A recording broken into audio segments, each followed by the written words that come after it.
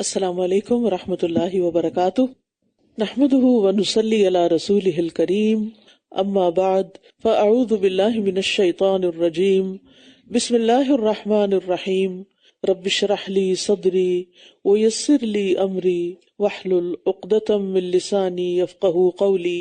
الحمد للہ ذی العزۃ والجلال، تفرد بالکبریاء والعظمۃ والجمال، احمده علی کل حال، هو الباقی بلا زوال، بجودہ تدرک الآمال والیہ المرجع والمآل۔ تمام قسم کی حمد اللہ کے لیے ہے جو عزت اور بڑائی والا ہے، جو کبریائی، عظمت اور جمال کے ساتھ اکیلا ہے۔ میں ہر حال میں اس کی حمد کرتی ہوں، وہ ہمیشہ قائم رہنے والا ہے، اس کو کوئی زوال نہیں۔ اللہ کی سخاوت کے سبب ہی آرزوؤں کو حاصل کیا جا سکتا ہے اور اسی کی طرف لوٹنا ہے اور اسی کی طرف انجام کار ہے۔ 18واں پارہ۔ بسم اللہ الرحمن الرحیم، قد افلح المؤمنون الذین هم فی صلاتهم خاشعون والذین هم عن اللغو معرضون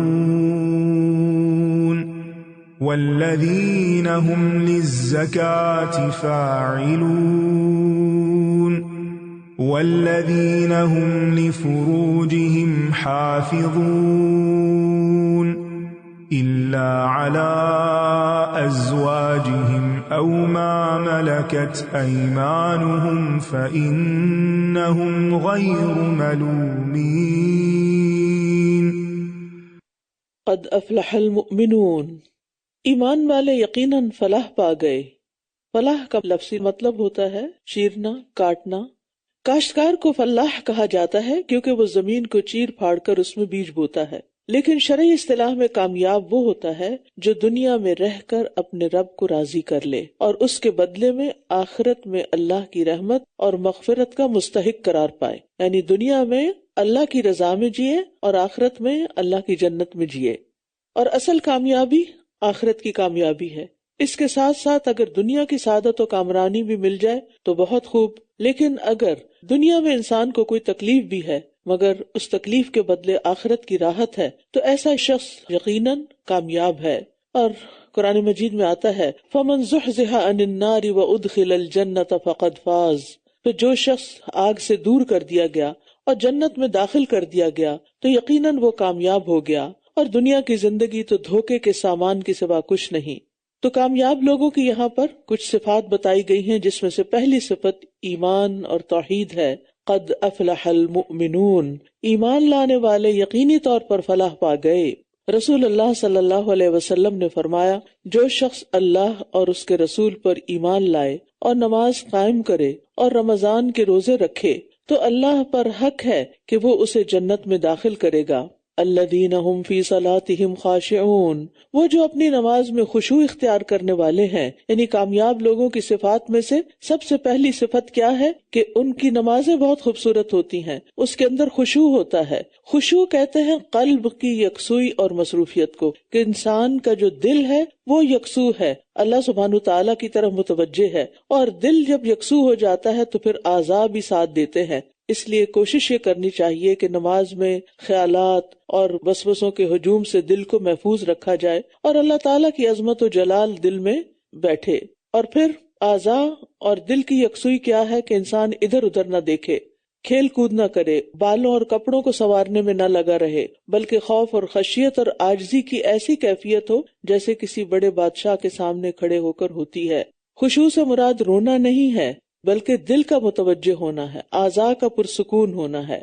اور خشوع سے نماز پڑھنے والے کے لیے اللہ کا وعدہ ہے کہ وہ اس کی بخشش فرمائے گا، اور یہ جنت میں داخل کرنے والا عمل ہے۔ والذین هم عن اللغو معرضون، اور وہ جو لغویات سے منہ موڑنے والے ہیں۔ لغو ہر وہ کام اور بات جس کا کوئی فائدہ نہ ہو، نہ دین کا نہ دنیا کا۔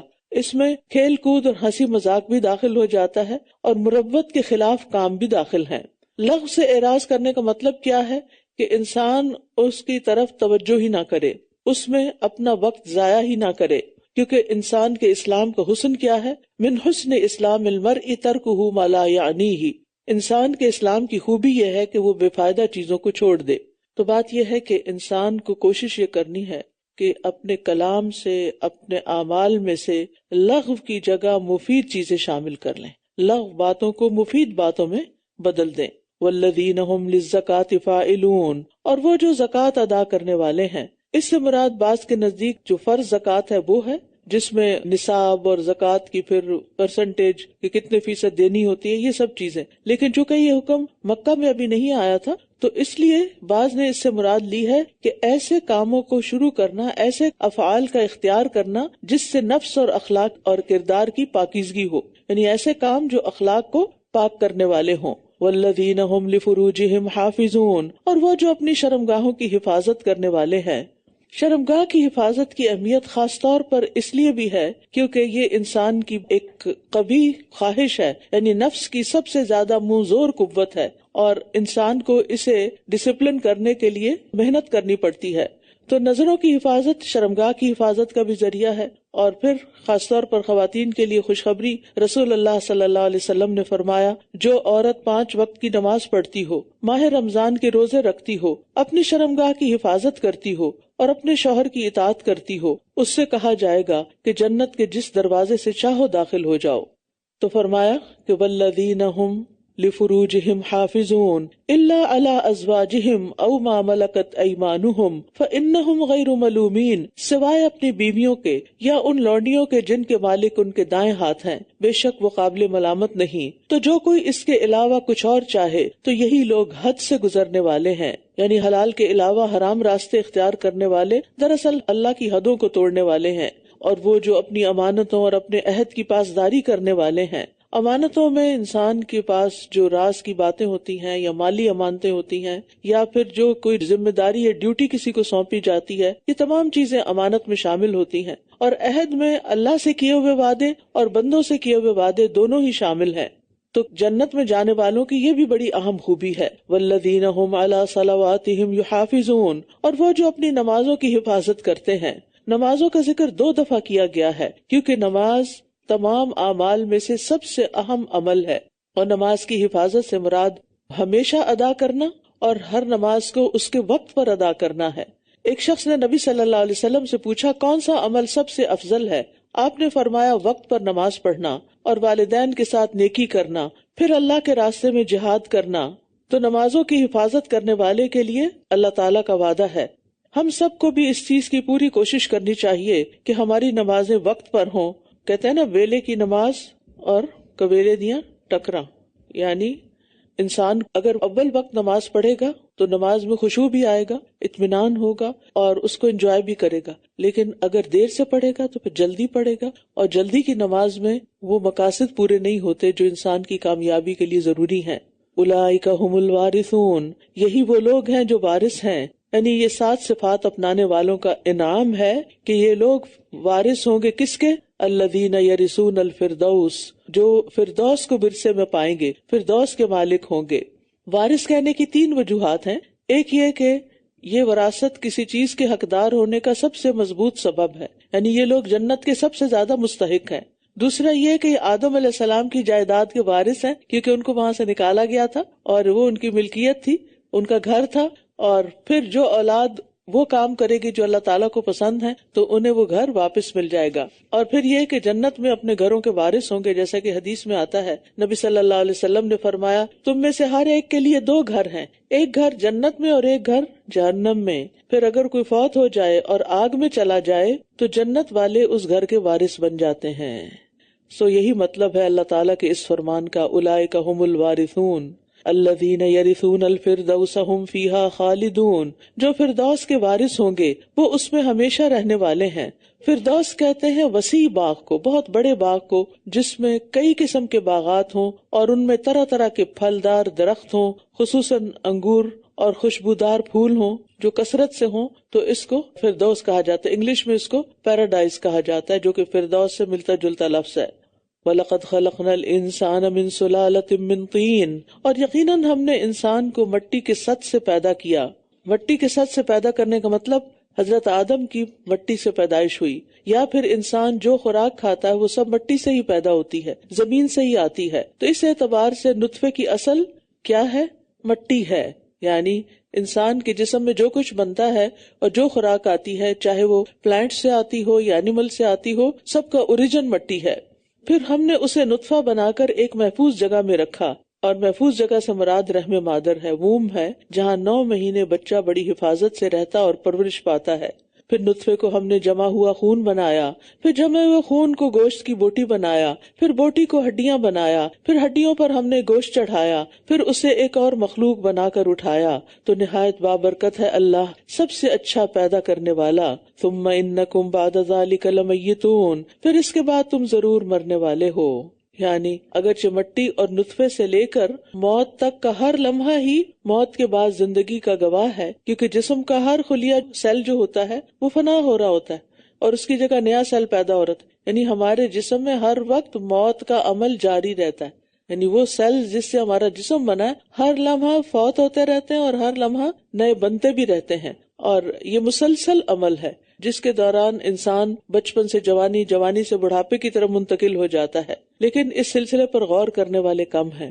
اور پھر ایک عرصہ جب زندگی کا انسان دنیا میں گزار لے گا تو پھر موت کی طرف چل پڑے گا. ثم انکم یوم القیامت تبعثون، پھر تم قیامت کے دن یقیناً اٹھائے جاؤ گے. یعنی انسان کو اس ترتیب پر بھی غور کرنا چاہیے کہ اس کی اوریجن کیا تھی، پھر کتنے مرحلے ماں کے پیٹ میں گزرے، پھر دنیا میں آ کے گزرے، پھر اس کے بعد موت اور قبر اور حشر، اور پھر اس کے بعد وہ حشر کے میدان کے سارے مرحلے پار کر کے پھر وہ جنت یا جہنم کی طرف پہنچے گا. تو انسان کو اپنی تخلیق پر غور و فکر کی دعوت دی جا رہی ہے. اپنے اوپر سوچنا چاہیے ہم سب کو کہ ہمارا ماضی کیا ہے اور مستقبل کیا ہوگا اور ہم کر کیا رہے ہیں. وَلَقَدْ خَلَقْنَا فَوْقَكُمْ سَبْعَ طَرَائِقَ وَمَا كُنَّا عَنِ الْخَلْقِ غَافِلِينَ، اور بلا شبہ ہم نے ہی تمہارے اوپر 7 راستے بنائے اور ہم مخلوق سے غافل نہیں ہیں. خلق بمانا مخلوق ہے یہاں، یعنی آسمانوں کو پیدا کر کے ہم اپنی زمینی مخلوق سے غافل نہیں ہوئے، بلکہ ہم نے آسمانوں کو زمین پر گرنے سے محفوظ رکھا تاکہ مخلوق ہلاک نہ ہو. اور اسی طرح یہ کہ اللہ تعالیٰ اپنی مخلوق کی مصلحتوں اور ضروریات زندگی سے غافل نہیں، اس کا انتظام کرتے رہتے ہیں. رب کا معنی ہی یہی ہے، وہ خالق بھی ہے، وہ مالک بھی ہے، اور وہ مدبر بھی ہے، تدبیر بھی کرتا ہے ان تمام چیزوں کی. اور اس لیے اس کو زمین و آسمان کی ہر چیز کا علم ہے. اور ہم نے ایک اندازے کے ساتھ آسمان سے پانی اتارا، پھر ہم نے اسے زمین میں ٹھہرایا، اور اسے لے جانے پر بھی یقیناً ہم قادر ہیں. یہ بہت دلچسپ انداز ہے، ما ام بقدر، یعنی اندازے کے ساتھ اللہ سبحانہ تعالیٰ نے پانی کو بنایا. نہ تو زیادہ ہے کہ تباہی پھیل جائے اور نہ اتنا کم کہ پیداوار اور دیگر ضروریات کے لیے کافی نہ ہو. تو پانی کے انتظامات جو ہیں یہ بھی اللہ نے کیے ہیں بارش کے ذریعے اور دیگر طریقوں سے. یعنی ایسا طریقہ رکھا ہے کہ پانی برس کے سارا فوراً بہہ نہ جائے، ختم نہ ہو جائے، بلکہ اللہ تعالیٰ نے اسے چشموں، نہروں، دریاؤں، تالابوں اور کنووں کی شکل میں محفوظ کیا ہے تاکہ جن دنوں میں بارشیں نہ ہوں پھر انسان زمینی پانی سے استفادہ کر سکیں. اور اسی طرح ایسے علاقے جہاں بارش کم ہوتی ہے لیکن پانی کی ضرورت زیادہ ہے، وہ ایسی جگہوں سے پانی حاصل کر لیں جہاں پانی سٹور ہو جاتا ہے. یہ خزانے اللہ نے انسانوں کے لیے جمع کر کے رکھے ہیں، اس کا انتظام خود کیا ہے. پھر ہم نے تمہارے لیے اس سے کھجوروں اور انگوروں کے باغات اگائے، تمہارے لیے ان میں بہت سے پھل ہیں اور انہی میں سے تم کھاتے بھی ہو. اور وہ درخت جو طور سینا سے نکلتا ہے، جو چکنائی لیے ہوئے اگتا ہے اور کھانے والوں کے لیے سالن بھی ہے. اس سے مراد زیتون کا درخت ہے جس کا تیل جو ہے وہ سالن کے طور پر اور اسی طرح پھل بھی استعمال کیا جاتا ہے. اور سالن کو صبغ رنگ کہا گیا، صبغہ رنگ کو کہتے ہیں نا، کیونکہ روٹی سالن میں ڈبوئی جاتی ہے یا رنگی جاتی ہے. اور طور سینا کا خاص طور پر ذکر کیا گیا کیونکہ اس کے ارد گرد کا علاقہ زیتون کی پیداوار کے لیے نہایت عمدہ علاقہ ہے. تو ہمیں اپنے کھانے میں اور چیزوں کے ساتھ ساتھ زیتون کو بھی شامل کرنا چاہیے. نبی صلی اللہ علیہ وسلم نے فرمایا زیتون کھاؤ اور اس کو لگاؤ، یعنی اس کی مساج وغیرہ بھی کرو یا اپنے اوپر استعمال کرو. بے شک یہ مبارک درخت ہے تو اس کی برکت سے فائدہ اٹھانا چاہیے. اور مویشیوں میں بھی تمہارے لیے ایک سبق ہے. اب اللہ تعالیٰ مختلف چیزوں کی طرف توجہ دلا کر غور و فکر کی دعوت دے رہے ہیں. ہم تمہیں جو ان کے پیٹوں میں ہے اس میں سے پلاتے ہیں، اور ان میں تمہارے لیے اور بھی بہت سے فائدے ہیں، اور ان میں سے تم کھاتے بھی ہو، اور کشتیوں پر تم سوار کیے جاتے ہو. یعنی ان سب نعمتوں کو بیان کرنے کا مقصد رب کی پہچان اور اس کی توحید کی طرف دعوت دینا ہے۔ پھر اس کے بعد نوح علیہ السلام کا واقعہ شروع ہو رہا ہے، وَلَقَدْ أَرْسَلْنَا نُوحًا إِلَىٰ قَوْمِهِ فَقَالَ يَا قَوْمِ اعْبُدُوا اللَّهَ مَا لَكُم مِّنْ إِلَٰهٍ غَيْرُهُ أَفَلَا تَتَّقُونَ۔ اور ہم نے نوح کو اس کی قوم کی طرف بھیجا تو اس نے کہا، اے میری قوم، اللہ کی عبادت کرو، اس کے سوا تمہارا کوئی معبود نہیں، کیا پھر تم ڈرتے نہیں؟ تو اس کی قوم کے وہ سردار جنہوں نے کفر کیا کہنے لگے، یہ تم جیسا ہی ایک انسان ہے جو تم پر فضیلت حاصل کرنا چاہتا ہے، اور اگر اللہ چاہتا تو وہ کسی فرشتے کو اتار دیتا، ہم نے اپنے پہلے آباء و اجداد میں یہ بات سنی ہی نہیں یہ مگر ایک شخص جسے جنون لاحق ہے، بس تم ایک وقت تک اس کا انتظار کرو، یعنی دیکھتے جاؤ آگے آگے ہوتا ہے کیا، یہ تو ایک مجنون شخص ہے۔ اس نے کہا، اے میرے رب، انہوں نے جو مجھے جھٹلایا ہے اس پر تو ہی میری مدد فرما۔ نوح علیہ السلام نے یہ دعا 950 سال تبلیغ کرنے کے بعد کی تھی، یہ نہیں کہ ایک دفعہ بتایا نہیں مانے تو کہا اللہ ان کو برباد کر دے، ایسا نہیں۔ آپ سوچئے کہ 100 سال بھی گزرنے ایک معنی رکھتا ہے، پھر 200 سال، پھر 300، پھر 400، پھر 500، پھر 600، پھر 700، پھر 800، پھر 900 سال گزر گئے، اس پر بھی 50 سال اور اوپر گزر گئے، آلموسٹ ملینیم۔ تو یہ کوئی تھوڑا عرصہ تھا، اگر قرآن ہمیں نہ بتاتا تو ہمیں یقین نہ آتا، کوئی اور کہانی سناتا تو۔ اتنا صبر، اتنا طویل صبر، ہم چند دن صبر نہیں کر سکتے، چند مہینے نہیں کر سکتے، چند سال نہیں کر سکتے۔ اور نوح علیہ السلام کا صبر آپ دیکھیں کہ مسلسل مخالفت ہے، مسلسل مخالفت، بہت کم لوگ ایمان لائے ان پر۔ جب اتنا عرصہ گزر گیا اور انہوں نے دیکھا کہ اس کا نتیجہ تو کچھ نہیں نکلنے والا، تو پھر انہوں نے دعا کی، فدعا ربہ انی مغلوب فانتصر۔ نوح علیہ السلام نے رب سے دعا کی، میں مغلوب ہوں، کمزور ہوں، تو میری مدد کر۔ تو اللہ تعالیٰ نے دعا قبول فرما لی اور حکم دیا کہ میری نگرانی اور ہدایت کے مطابق کشتی تیار کرو۔ تو ہم نے اس کی طرف وحی کی کہ ہماری نگاہوں کے سامنے اور ہماری وحی کے مطابق ایک کشتی بناؤ، پھر جب ہمارا حکم آ جائے اور تنور جوش مارنے لگے تو ہر قسم کے جانوروں کا ایک ایک جوڑا، نر اور مادہ دونوں کو اس میں داخل کر لو، اور اپنے اہل و عیال کو بھی، سوائے ان کے جن کے بارے میں پہلے سے بات ہو چکی ہے، اور جنہوں نے ظلم کیا تم مجھ سے ان کے معاملے میں کوئی بات نہ کرنا، کیونکہ یہ سب غرق کیے جانے والے ہیں۔ پھر جب تم اور جو تمہارے ساتھ ہیں کشتی پر سوار ہو جاؤ تو کہنا، الحمدللہ الذی نجانا من القوم الظالمین، سب تعریف اللہ کے لیے ہے جس نے ہمیں ظالم قوم سے نجات دی۔ اور کیا کرنا، وَقُلْ رَبِّ أَنزِلْنِي مُنزَلًا مُبَارَكًا وَأَنْتَ خَيْرُ الْمُنزِلِينَ، اور کہنا، اے میرے رب، مجھے بابرکت جگہ پر اتارنا، اور تو اتارنے والوں میں سب سے بہترین ہے۔ نوح علیہ السلام کی سکھائی گئی دعا کا دوسرا حصہ کیا ہے کہ اے اللہ مجھے بابرکت جگہ پر اتارنا، یعنی میری سواری بھی اچھی ہو اور جہاں جا کر اتروں وہ جگہ بھی اچھی ہو، یعنی نہ سوار ہوتے وقت کوئی تکلیف ہو اور نہ جہاں اترے وہاں کوئی آفت آئے، کیونکہ ان کو تو اپنی منزل کا کچھ پتہ نہیں تھا کہ کہاں اترنا ہے، کہاں جانا ہے۔ جب آپ کسی گاڑی میں بیٹھتے ہیں تو آپ کو پتہ ہوتا نہیں ہے کہاں اتارے گی یا کہاں لے کے جانا ہے اس کو۔ کسی جہاز میں بیٹھتے ہیں تو آپ کو پتہ ہوتا ہے ڈیسٹینیشن کیا ہے، کسی شپ میں بیٹھتے ہیں ڈیسٹینیشن پتہ ہوتا ہے۔ نوح علیہ السلام کو تو نہیں پتہ تھا کہ کشتی نے کہاں جا کے رکنا ہے، تو انہوں نے دعا کی، اور یہ دعا اللہ تعالیٰ نے خود سکھائی، وَقُلْ رَبِّ أَنزِلْنِي مُنزَلًا مُبَارَكًا وَأَنْتَ خَيْرُ الْمُنزِلِينَ۔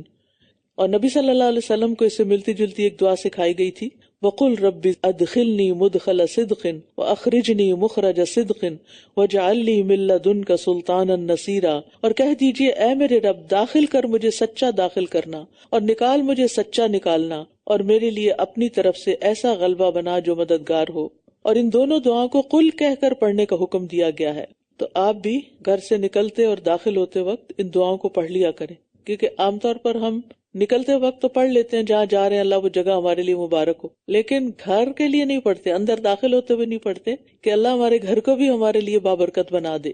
تو ان دونوں دعاؤں کو بکثرت پڑھنا چاہیے کہ جہاں بھی ہم جائیں اللہ سبحانہ وتعالی ہمیں باعزت اور بابرکت منزل عطا کرے۔ اور اس کے ساتھ ساتھ ایک اور گھر کی بھی نیت کرنی چاہیے، وہ کون سا؟ جنت کا گھر، کہ اللہ ہمیں دنیا میں تو اچھا ٹھکانہ دے اور اس کے ساتھ ساتھ آخرت میں بھی۔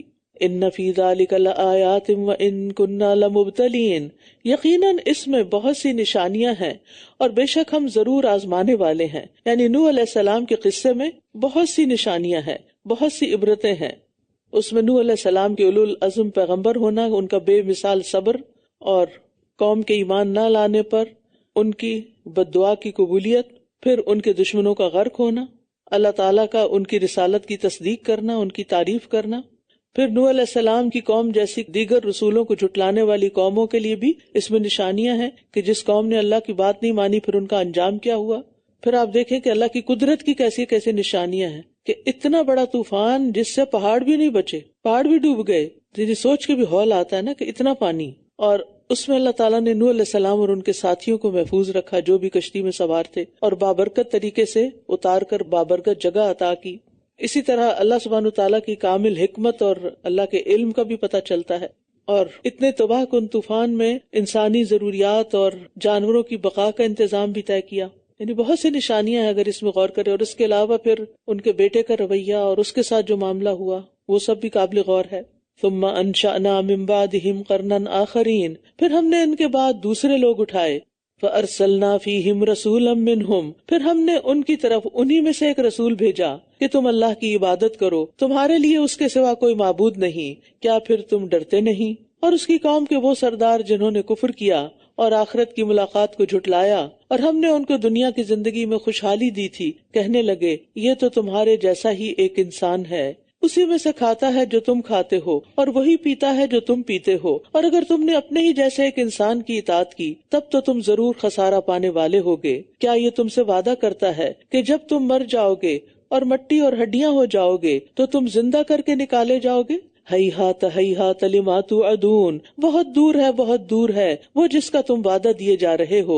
زندگی تو بس ہماری دنیا کی زندگی ہے، ہم اسی میں مرتے ہیں اور جیتے ہیں، اور ہم دوبارہ اٹھائے جانے والے نہیں. یہ تو ایسا شخص ہے جس نے اللہ پر جھوٹ گڑھ لیا ہے اور ہم اس پر ایمان لانے والے نہیں. اس نے کہا اے میرے رب، انہوں نے جو مجھے جھٹلایا ہے اس پر تو ہی میری مدد فرما. جھٹلا قوم رہی ہے اور نوح علیہ السلام اس سے جھگڑنے کی بجائے یا کسی اور کے پاس جانے کی بجائے اللہ کی طرف جاتے ہیں اور اللہ سے مدد مانگتے ہیں. فرمایا کچھ ہی دیر میں یہ ضرور نادم ہو جائیں گے، ان کو لگ پتا جائے گا کہ اب ان کے ساتھ ہوتا ہے کیا.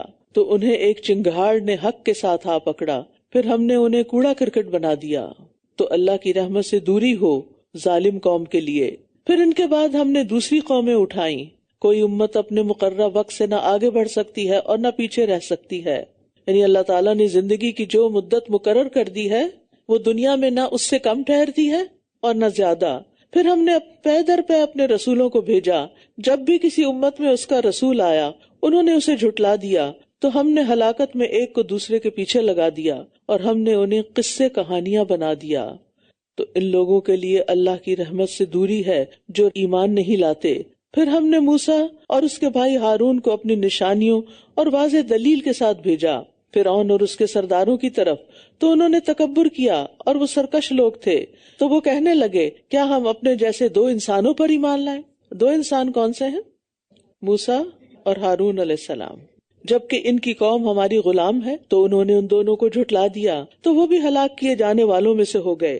اور ہم نے موسیٰ کو کتاب دی تاکہ وہ لوگ ہدایت پائیں، اور ابن مریم اور اس کی ماں کو ہم نے ایک نشانی بنا دیا اور ان دونوں کو ایک بلند پرسکون اور بہتے چشمے والی جگہ میں پناہ دی. یعنی اللہ سبحانہ تعالیٰ نے خاص طور پر یہاں وجعلنا ابن مریم کہا، عیسیٰ نہیں کہا. یعنی اس بات کا رد ہے کہ ان کا کوئی باپ ہے یا نعوذ باللہ وہ اللہ کے بیٹے ہیں.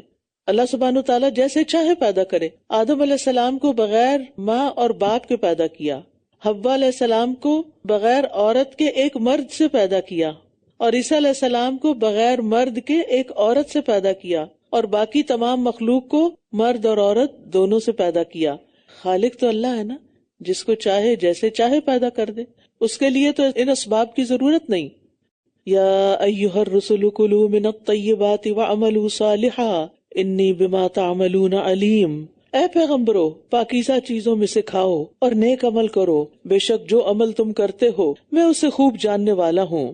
رزق حلال جو ہے وہ نیک اعمال میں معاون ہوتا ہے، اس لیے تمام کے تمام انبیاء علیہم السلام کو حلال کھانے اور نیک اعمال کا حکم دیا گیا. تو انسان کو کھانا کھا کے زبانی شکر کے علاوہ اور کیا کرنا چاہیے؟ نیک کام بھی کرنے چاہیے، تب شکر کی تکمیل ہوتی ہے. صرف زبان سے شکریہ کہنا جو ہے یہ ادھورا شکر ہوتا ہے. وَإِنَّ هَٰذِهِ أُمَّتُكُمْ أُمَّةً وَاحِدَةً وَأَنَا رَبُّكُمْ فَاتَّقُونِ، اور بے شک تمہاری یہ امت ایک ہی امت ہے اور میں تمہارا رب ہوں، بس تم مجھ ہی سے ڈرو۔ پھر انہوں نے اپنے معاملے یعنی دین کو آپس میں ٹکڑے ٹکڑے کر کے جدا جدا کر لیا، ہر گروہ اسی پر خوش ہے جو اس کے پاس ہے، لہٰذا آپ انہیں ایک مدت تک ان کی غفلت میں چھوڑ دیجئے۔ کیا یہ سمجھتے ہیں کہ ہم مال اور بیٹوں میں سے کسی بھی چیز کے ساتھ جو انہیں مدد دے رہے ہیں ہم ان کو بھلائیاں دینے میں جلدی کر رہے ہیں؟ بلکہ وہ شعور نہیں رکھتے۔ یاد رکھیے، جو خیر اور جو نعمت اللہ سے دور کر دے وہ سزا ہے ایک قسم کی، وہ امتحان ہے، وہ آزمائش ہے۔ وہ نعمت جو انسان کو اللہ سے دور کر دے، جیسے اللہ سبحانہ وتعالیٰ نے ایمان والوں کو کہا نا، یا ایھا الذین آمنوا لا تلہکم اموالکم ولا اولادکم عن ذکر اللہ واقام الصلاۃ ومن یفعل ذلک فاولئک ھم الخاسرون۔ اے ایمان والو، تمہیں تمہارا مال اور اولاد اللہ کے ذکر سے غافل نہ کرے اور نماز قائم کرنے سے غافل نہ کرے، اور جو ایسا کرے گا اس کا نتیجہ کیا ہوگا؟ وہی لوگ خسارہ پانے والے ہیں، نقصان اٹھانے والے ہیں۔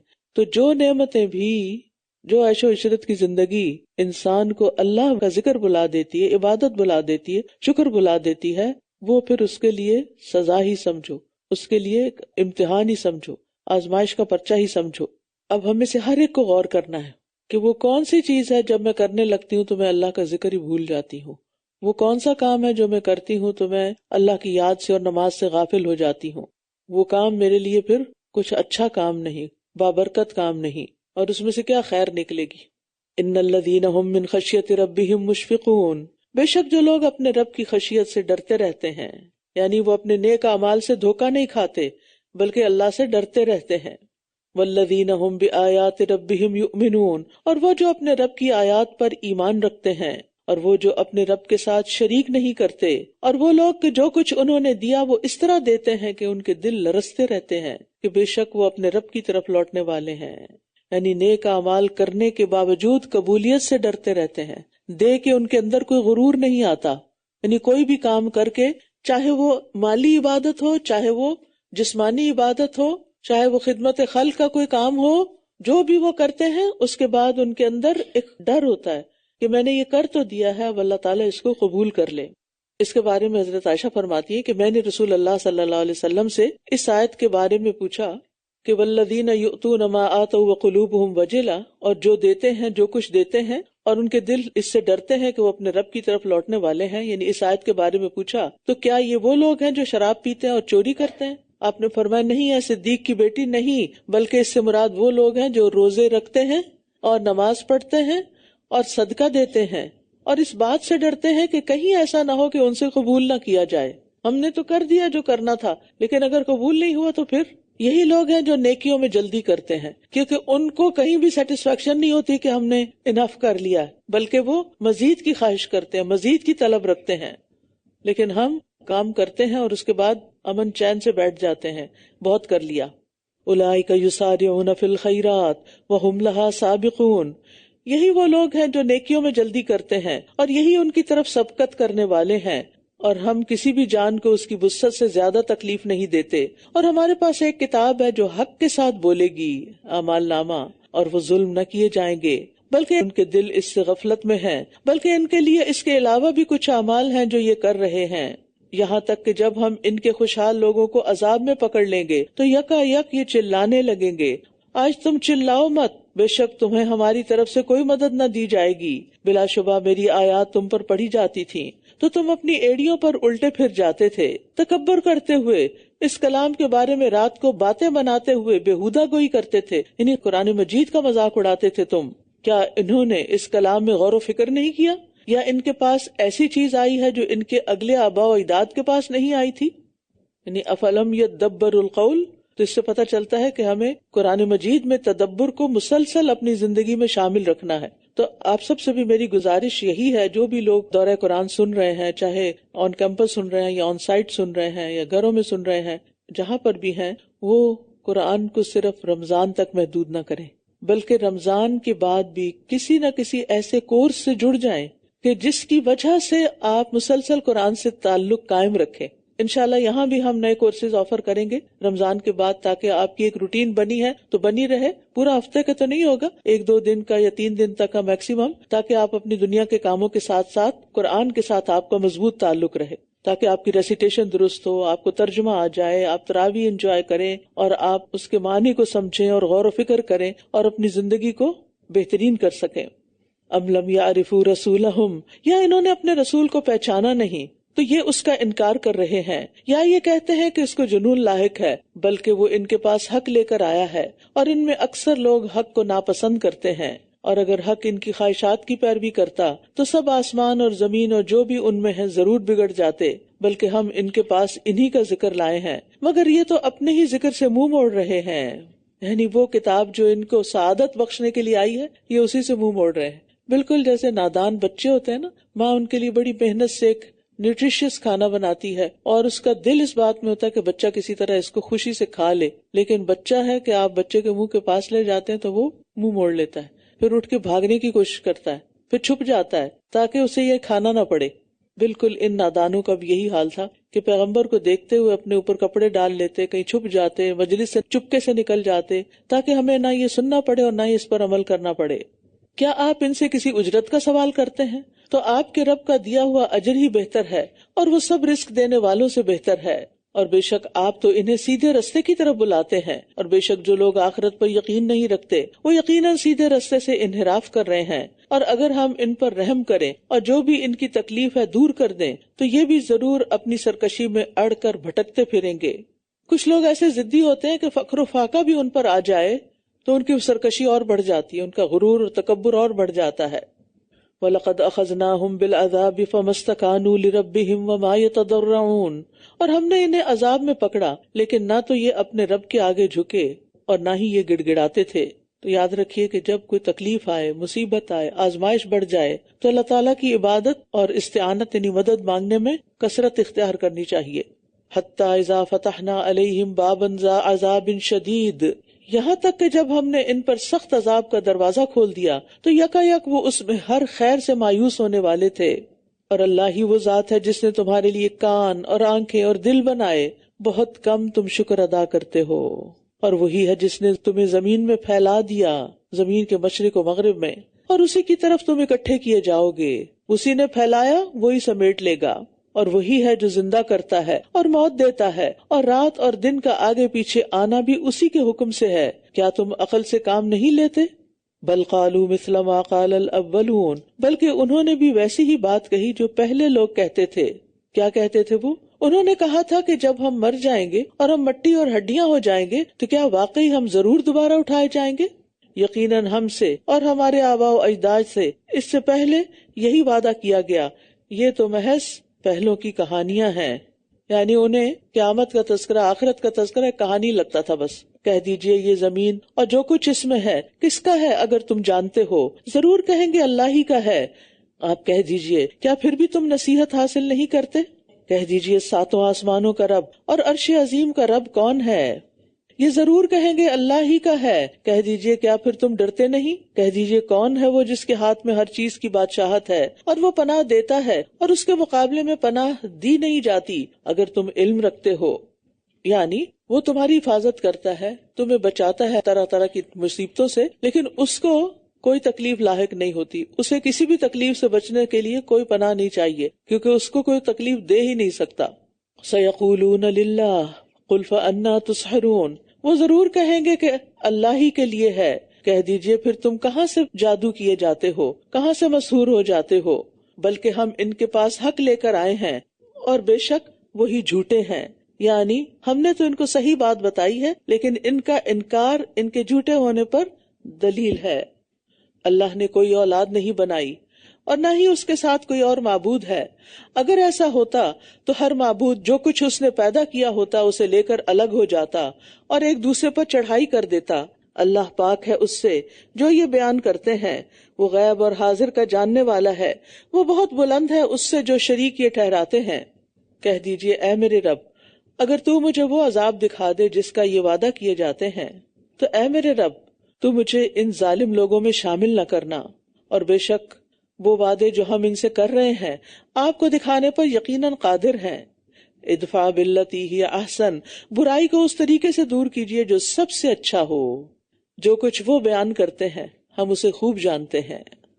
کتنا خوبصورت سبق ہے، براہ راست نبی صلی اللہ علیہ وسلم سے کہا جا رہا ہے، لیکن اس میں ہم سب کے لیے بھی سبق ہے کہ اگر ہم سے کوئی برا کرے تو ہم بھی جواباً اس کے ساتھ ویسا ہی سلوک نہ کریں جو اس نے ہمارے ساتھ کیا، بلکہ ہمارا رویہ بہتر ہونا چاہیے۔ ہماری ایمان کا تقاضا ہے کہ ہم لوگوں جیسے نہ بن جائیں بلکہ ان سے بہتر ہوں۔ اور بہتر انسان کس چیز کی بدولت ہو سکتا ہے؟ اخلاق کی بدولت ہو سکتا ہے، اپنے کردار کی بدولت۔ اگر اخلاق اور کردار ہی میں سوار نہیں تو پھر اس کے پاس کچھ بھی نہیں۔ ابن عباس کہتے ہیں اس سے مراد ہے کہ غصے کے وقت صبر کر لو، برائی کو معاف کر دو، کسی نے کوئی تکلیف دی ہے، تمہارا کوئی نقصان کیا ہے، اس کو معاف کر دو۔ جب لوگ ایسے اخلاق اختیار کریں گے، یہ بڑی غور سے سننے کی بات ہے، جب لوگ ایسے اخلاق اختیار کریں گے تو اللہ ان کو ہر آفت سے بچا کے رکھے گا۔ ہم چاہتے ہیں نا کہ ہمیں آفات سے بچایا جائے، تو جن کے اخلاق اچھے ہوتے ہیں ان کے لیے ہر مشکل سے نکلنے کا راستہ بن جاتا ہے، اور ان کے دشمن بھی عاجز ہو کر ان کے دلی دوست بن جائیں گے۔ کیونکہ دوسری جگہ آتا ہے نا فَإِذَا الَّذِي بَيْنَكَ وَبَيْنَهُ عَدَاوَةٌ كَأَنَّهُ وَلِيٌّ حَمِيمٌ وَقُلْ رَبِّ أَعُوذُ بِكَ مِنْ هَمَزَاتِ الشَّيَاطِينِ، اور کہہ دیجئے اے میرے رب میں شیطانوں کے وسوسوں سے تیری پناہ چاہتا ہوں۔ وَأَعُوذُ بِكَ رَبِّ أَن يَحْضُرُونَ، اور اے میرے رب میں تیری پناہ چاہتا ہوں اس سے کہ وہ میرے پاس حاضر بھی ہوں، وہ پاس بھی نہ پھٹکے میرے۔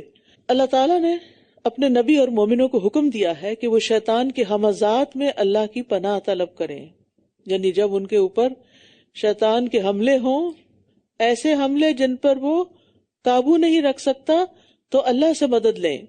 خاص طور پر کس حملے کے وقت انسان قابو نہیں رکھ سکتا؟ غصہ، غیظ و غضب، تو پھر کیا پڑھنا چاہیے اس وقت؟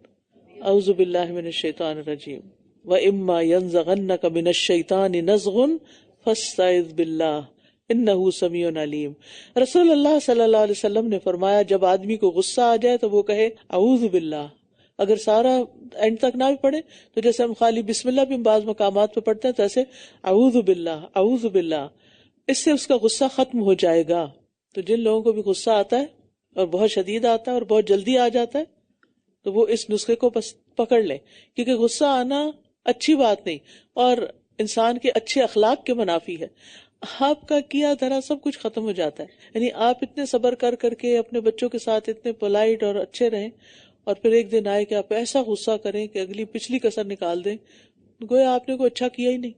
ان کے دل سے آپ کی ساری اچھائیاں تو محو ہو جائیں گی، باقی کیا بچے گا؟ غصہ۔ ہاں اگر آپ پہلے کر چکے ہیں اور اب اچھا اخلاق اختیار کریں گے تو کیا ہوگا؟ اللہ تعالیٰ اس کو ان کے دل سے محو کر دے گا۔ تو تعوذ پڑھنے کو معمولی نہ سمجھے کہ اچھا صرف اعوذ باللہ بس کافی ہے۔ دیکھیے آپ پڑھ کیا رہے ہیں، بول کیا رہے ہیں، میں اللہ کی پناہ چاہتی ہوں، میں اللہ کی پناہ لے رہی ہوں۔ حتی اذا جاء احدهم الموت قال رب ارجعون، یہاں تک کہ جب ان میں سے کسی کو موت آئے گی تو وہ کہے گا اے میرے رب مجھے واپس لوٹا دے۔ کہاں؟ لعلی اعمل صالحا فیما ترکت، تاکہ جس دنیا کو میں چھوڑ آیا ہوں اس میں نیک اعمال کروں۔ ہرگز نہیں، یہ تو بس ایک بات ہے جسے وہ کہہ رہا ہے، اور ان کے آگے تو اس دن تک ایک برزخ حجاب ہے جب یہ دوبارہ اٹھائے جائیں گے۔ تو آپ دیکھیے ہر انسان موت کے وقت ریگریٹ کا شکار ہوگا۔ یا ایسے ہی کبھی آپ نے ایگزامینیشن ہال میں بیٹھ کے اپنا ایگزام لکھا ہو اور آخری سوال آپ کو بہت اچھی طرح آتا ہو لیکن ٹائم ختم ہو جائے تو پھر کیا ہوتا ہے؟ سخت ریگریٹ۔ ہمیں اللہ نے بہت سی صلاحیتیں دی ہیں، بہت کچھ ہم کر سکتے ہیں، لیکن ہم ٹالتے رہتے ہیں، اچھا کر لیں گے، بعد میں کر لیں گے، بعد میں کتنا زیادہ ہم یہ لفظ بولتے ہیں، اچھا بعد میں ہو جائے گا، تھوڑی سی ایکسٹرا ایفرٹ نہیں کرتے، تکلیف نہیں اٹھاتے اور بعد پہ ڈال دیتے ہیں۔ اور بہت سے ایسے خواہشات اور ایسے تمنائیں اور پروجیکٹس اور نیکی کے ارادے باوجود وسائل ہونے کے آپ کر نہیں پاتے، تو پھر موت کے وقت انسان کو سخت ندامت ہوگی، شرمندگی ہوگی، حسرت ہوگی، اور وہ چاہے گا کاش وہ واپس جائے اس جگہ پہ، اس ماحول میں، اپنے گھر میں یا جہاں بھی وہ کوئی کام کرنا چاہتا تھا، تاکہ وہ اپنا پروجیکٹ مکمل کر کے آئے۔ کلا، ہرگز نہیں، انہا کلمۃ ہو قائلہا، ہرگز نہیں، یہ تو بس ایک بات ہے جسے وہ کہہ رہا ہے، یعنی ٹائم تو اسے بہت ملا تھا، اس نے کیا ہی نہیں، اور ان کے آگے تو اس دن تک ایک برزخ یعنی حجاب ہے جب یہ دوبارہ اٹھائے جائیں گے۔ تو بات یہ ہے کہ انسان کو اپنی زندگی میں اپنے ہاتھ سے، اپنے خوشی سے، اپنی رضا سے اچھے اچھے کام کر لینے چاہیے کہ ان کا درجہ بھی بہت بلند ہوتا ہے۔ ابو ہریرہ کہتے ہیں کہ ایک شخص نے نبی صلی اللہ علیہ وسلم سے کہا، اے اللہ کے رسول، کون سا صدقہ افضل ہے؟ آپ نے فرمایا، تم اس حال میں صدقہ کرو کہ تم صحت مند ہو، کیونکہ بیماری میں تو ہر کوئی صدقہ کرنے کو تیار ہو جاتا ہے کہ اس کی وجہ سے میری تکلیف کٹ جائے۔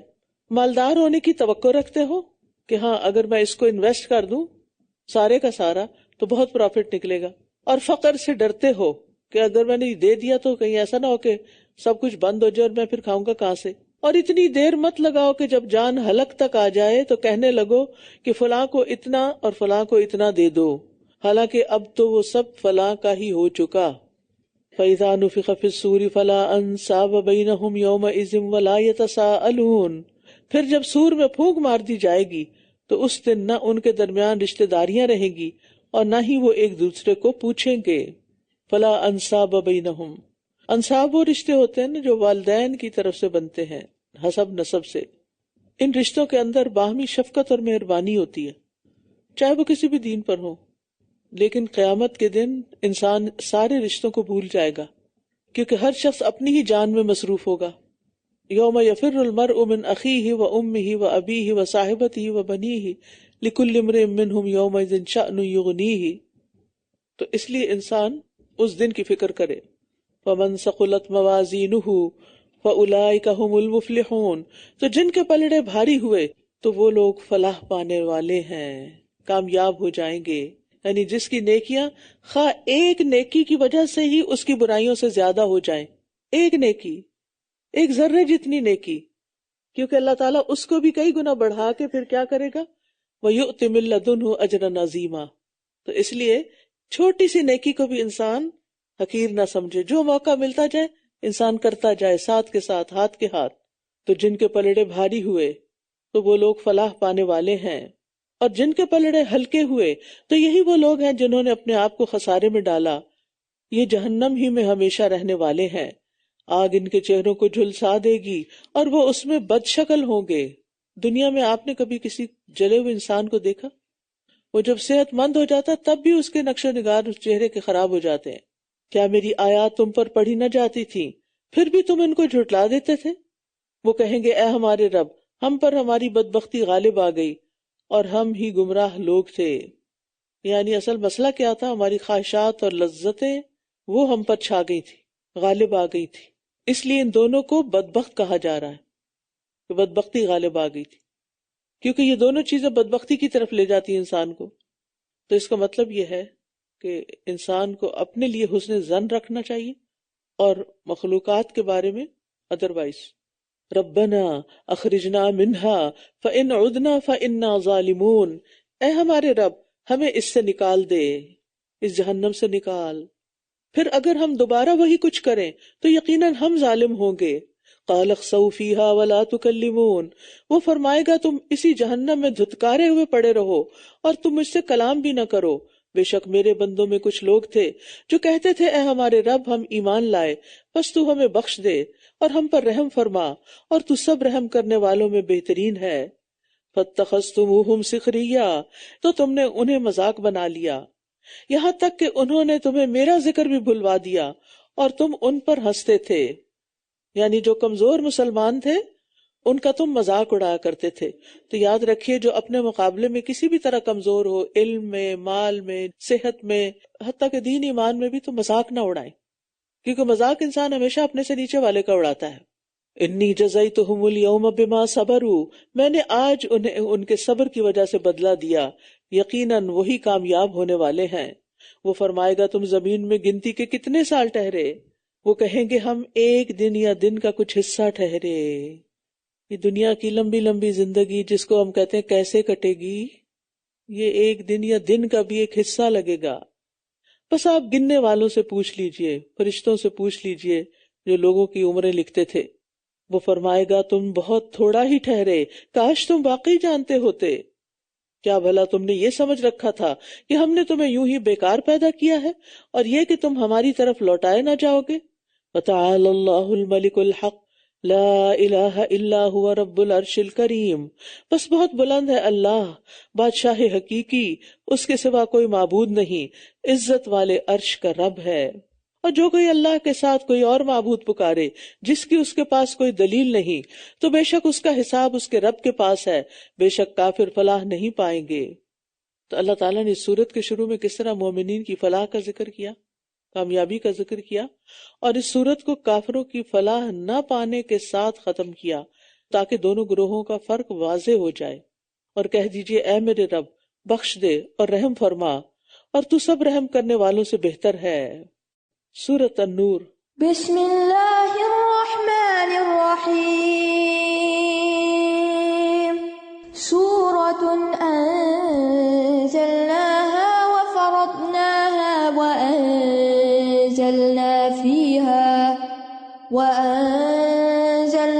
فيها آيات بينات لعلكم تذكرون الزانية والزاني فاجلدوا كل واحد منهما 100 جلدة ولا تأخذكم بهما رأفة في دين الله إن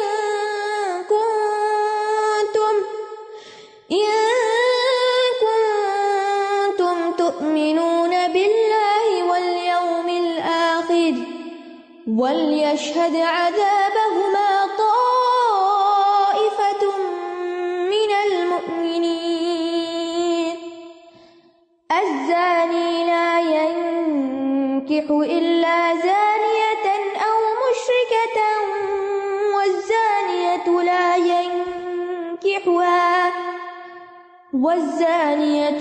ينكحها إلا زان أو مشرك وحرم ذلك على المؤمنين۔ بسم اللہ الرحمن الرحیم، سورۃ انزلناها وفرضناها وانزلنا فیها آیات بینات لعلکم تذکرون۔ یہ ایک سورت ہے، اسے ہم نے نازل کیا اور ہم نے اسے فرض کر دیا ہے، یعنی اس میں آنے والے احکامات فرض کا درجہ رکھتے ہیں، اور ہم نے اس میں واضح آیات نازل کی ہیں تاکہ تم نصیحت حاصل کرو۔ زانیہ عورت اور زانی مرد، ان دونوں میں سے ہر ایک کو 100 کوڑے لگاؤ، اور ان دونوں پر اللہ کے دین کے معاملے میں تمہیں کوئی ترس نہ آئے اگر تم اللہ پر اور یوم آخرت پر ایمان رکھتے ہو۔ اور چاہیے کہ ان دونوں کو سزا دینے کے موقع پر مومنوں کا ایک گروہ ضرور حاضر ہو۔ زنا کی مذمت ہمارے دین میں بہت واضح ہے۔ نبی صلی اللہ علیہ وسلم نے فرمایا، زانی جس وقت زنا کرتا ہے وہ مومن نہیں ہوتا، یعنی ایمان چلا جاتا ہے۔ اور آخرت میں انجام کیا ہے؟ رسول اللہ صلی اللہ علیہ وسلم نے فرمایا، میرے پاس 2 آدمی آئے، انہوں نے میرا بازو پکڑا اور مجھے ایک دشوار گزار پہاڑ کے پاس لے گئے، تو وہاں کچھ لوگ تھے جو بری طرح پھولے ہوئے تھے اور ان سے بیت الخلاء کی طرح بدترین بدبو آ رہی تھی۔ میں نے پوچھا یہ کون ہے؟ انہوں نے کہا یہ زانی مرد اور زانی عورتیں ہیں۔ یہ تو آخرت کی سزا ہے، اور دنیا میں بھی ایسا شخص ایمان کی دولت سے محروم ہو جاتا ہے، اور اگر کوئی شخص توبہ نہیں کرتا اور اس برائی میں بار بار ملوث ہوتا ہے تو اس کا انجام پھر بہت ہی خوفناک ہو سکتا ہے۔ دنیا میں بھی ایسی برائیاں انسان کے گھروں کی برکت ختم کر دیتی ہیں، اللہ کی طرف جانے میں رکاوٹ پیدا کر دیتی ہیں، اور اس کے علاوہ بھی بے شمار دیگر سماجی اور معاشرتی مسائل پیدا ہو جاتے ہیں۔ زانی مرد نکاح نہیں کرتا مگر کسی زانیہ یا مشرکہ عورت سے، اور زانیہ عورت اس سے نکاح نہیں کرتا مگر کوئی زانی یا مشرک مرد، اور مومنوں پر یہ حرام کر دیا گیا۔ یعنی کہ نہیں کرتا سے مراد یہ کہ ان کی چوائس پر ایسے ہی لوگ ہوتے ہیں، یعنی جو جس گناہ یا جس وبا میں خود ملوث ہو اس کی چوائس بھی یا پسند بھی پھر ویسی ہی ہو جاتی ہے۔ اور جو لوگ پاک دامن عورتوں پر زنا کی تہمت لگائیں پھر یہ 4 گواہ نہ لائیں تو انہیں 80 کوڑے لگاؤ، اور تم ان کی گواہی کبھی بھی قبول نہ کرو، اور یہی لوگ فاسق ہیں۔ چونکہ زنا کی سزا بہت سخت ہے، اس لیے کسی بھی بھولی بھالی معصوم خاتون کے اوپر زنا کی تہمت لگانا یہ بہت کبیرہ گناہ ہے، اور اس پر بھی حد ہے ہمارے دین میں کہ ایسا شخص جو زبان کھولے کہ فلاں عورت زانیہ ہے، چاہے وہ اپنی بیوی کو کہہ رہا ہے یا کسی اور کو کہہ رہا ہے، اور اس کے پاس کوئی گواہ نہیں، ان کو گواہ 4 لانے ہوں گے، ورنہ پھر ان کی پیٹھ پہ 80 کوڑے لگیں گے، اور پھر تم ان کی گواہی کبھی بھی قبول نہ کرو، یہی لوگ فاسق ہیں۔ اور اس میں خاص طور پر عورتوں کی بات اس لیے کہ عورت مرد کے مقابلے میں کمزور ہوتی ہے۔ اگر مرد پر کوئی الزام لگاتا ہے تو مرد اپنا دفاع کرنا جانتا ہوتا ہے، لیکن عورت پہ بعض اوقات ایسا کوئی الزام لگتا ہے تو وہ کچھ کر نہیں سکتی، تو اللہ سبحانہ وتعالیٰ نے اس کی حفاظت کی اور اس کو ستانے والے کے لیے اتنی بڑی سزا رکھی۔ لیکن اس کا یہ مطلب نہیں کہ اگر کسی مرد پر یہ تہمت لگے تو اس کی سزا نہیں، اس کی بھی یہی سزا ہے لگانے والے کی۔ رسول اللہ صلی اللہ علیہ وسلم نے فرمایا، جس شخص نے کسی مومن کے بارے میں کوئی ایسی بات کہی جو اس میں نہیں تھی، جھوٹا الزام لگا دیا، یہ زنا یا زنا کے علاوہ کی بھی بات کر رہی ہوں میں، تو اللہ اسے جہنمیوں کی پیپ میں ڈالے گا حتیٰ کہ وہ اپنی بات سے باز آ جائے، یعنی معافی مانگ لے، پلٹ جائے، اپنا گمان دور کرے، ختم کرے۔ اس لیے کسی کے بارے میں بھی کوئی رائے دیتے ہوئے بہت محتاط ہونے کی ضرورت ہے۔ نبی صلی اللہ علیہ وسلم نے فرمایا، بے شک سب سے بڑا سود یہ ہے، یعنی ربا کی کتنی حرمت ہے ہمارے دین میں، اس سے بھی بڑی حرمت والی چیز کیا ہے کہ انسان ناحق کسی مسلمان کی عزت سے کھیلے، کسی کے بارے میں بری بات کرے، سوائے ان لوگوں کے جنہوں نے اس کے بعد توبہ کی اور اصلاح کر لی، تو بے شک اللہ بہت بخشنے والا، نہایت رحم کرنے والا ہے۔ اور جو لوگ اپنی بیویوں پر بدکاری کی تہمت لگائیں اور ان کے پاس اپنی ذات کے سوا کوئی گواہ نہ ہو، تو ان میں سے ایک کی گواہی یہ ہے کہ 4 بار اللہ کی قسم کھا کر کہے کہ بے شک یقیناً وہ سچوں میں سے ہے، اور 5ویں بار یہ کہ اس پر اللہ کی لعنت ہو اگر وہ جھوٹوں میں سے ہے۔ یعنی ہسبینڈ اگر وائف پر الزام لگاتا ہے تو پھر اس صورت میں یہ حل نکالا گیا، اور اس عورت سے سزا اس طرح ٹلے گی کہ وہ 4 بار اللہ کی قسم کھا کر کہے کہ بے شک یہ مرد یقیناً جھوٹوں میں سے ہے، اور 5ویں بار یہ کہے کہ اس پر اللہ کا غضب ہو اگر وہ مرد سچوں میں سے ہے، اور اگر تم پر اللہ کا فضل اور اس کی رحمت نہ ہوتی، اور یہ کہ اللہ بہت توبہ قبول کرنے والا، بہت حکمت والا ہے، تو پھر کیا بنتا، کیا انجام ہوتا؟ ان الذین جاؤوا بالافک عصبۃ منکم، بے شک وہ لوگ جو بہتان گھڑ کر لائے ہیں تم ہی میں سے ایک گروہ ہیں، تم اسے اپنے لیے برا نہ سمجھو بلکہ یہ تمہارے لیے اچھا ہی ہے۔ ان میں سے ہر شخص کے لیے وہی کچھ ہے جو اس نے گناہ میں سے کمایا، اور ان میں سے جس نے گناہ کا بڑا حصہ اپنے سر لیا اس کے لیے تو بہت بڑا عذاب ہے۔ یہاں سے کچھ آیات واقع افک کے بارے میں ہیں۔ واقع افک جیسا کہ آپ جانتے ہیں کہ حضرت عائشہ رضی اللہ تعالی عنہا پر ایک الزام لگا تھا، یعنی کہ ایک جنگ کے موقع پر ان کا ہار گم ہو گیا تھا، اس کو ڈھونڈنے کے لیے چلی گئی، قافلہ روانہ ہو گیا، بہت ذہین تھی، اسی جگہ بیٹھ گئی کہ مجھے نہیں پائیں گے تو ڈھونڈنے کے لیے آئیں گے۔ تو حضرت صفوان بن معطل جو تھے، ان کی ڈیوٹی تھی کہ پیچھے سے جو گری پڑی چیزیں ہیں یا کچھ پیچھے چھوٹ جانے والی چیزیں ان کو دیکھتے جائیں۔ تو انہوں نے دیکھا کہ حضرت عائشہ وہاں بیٹھی ہیں اور اکیلی بیٹھی ہیں، تو انہوں نے انا للہ و انا الیہ راجعون پڑھا اور اپنا اونٹ پیش کیا اور وہ خاموشی کے ساتھ بیٹھ گئیں۔ اور پھر وہ دن کے وقت مدینہ میں داخل ہوئے تو عبداللہ بن ابی نے ان پر الزام لگا دیا کہ یہ ان کے ساتھ ملبس ہوئی ہیں اور اس وجہ سے یہ پیچھے رہی ہیں، نعوذ باللہ دوسرے لفظوں میں زنا کی تہمت لگا دی۔ تو اس پر مدینہ میں تقریباً 1 ماہ سے زیادہ بہت سخت بے چینی رہی، اس دوران وحی بھی نہیں آ رہی تھی۔ پھر بالآخر اللہ تعالیٰ نے وحی کے ذریعے اس معاملے کو صاف کیا۔ حضرت عائشہ کی برات میں یہ 10 آیات اتری، اور یہ کہ جنہوں نے تم میں سے یہ کام کیا ہے ان کا گناہ میں بہت بڑا حصہ ہے، عذاب میں بہت بڑا حصہ ہے۔ لیکن اس کے ساتھ ساتھ اللہ تعالیٰ فرما رہے ہیں اس واقعے کو اپنے حق میں برا نہ سمجھو بلکہ یہ اچھا ہے۔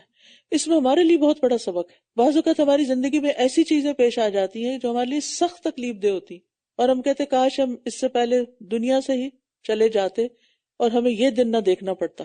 لیکن اللہ تعالیٰ ایسی آزمائشوں سے بھی بندے کو بہت کچھ سکھاتا ہے۔ خیر کی 5 صورتیں کیا ہیں؟ ایک تو یہ کہ حضرت عائشہ کے بارے میں یہ آیات نازل ہوئیں جو قیامت تک پڑھی جا رہیں گی، ان کی برات نازل ہوئی، ان کے بارے میں بات کر کے ان کا دفاع اللہ تعالیٰ نے کر کے ان کو عزت بخشی۔ پھر ان پر جو بہتان لگا اس کی وجہ سے ان کو بہت بڑے ثواب کا حصہ ملا۔ پھر اس سارے واقعے میں مومنوں کے لیے بہت بڑی نصیحت بھی تھی، اور پھر بہتان لگانے والوں کی سزا بھی سامنے آئی۔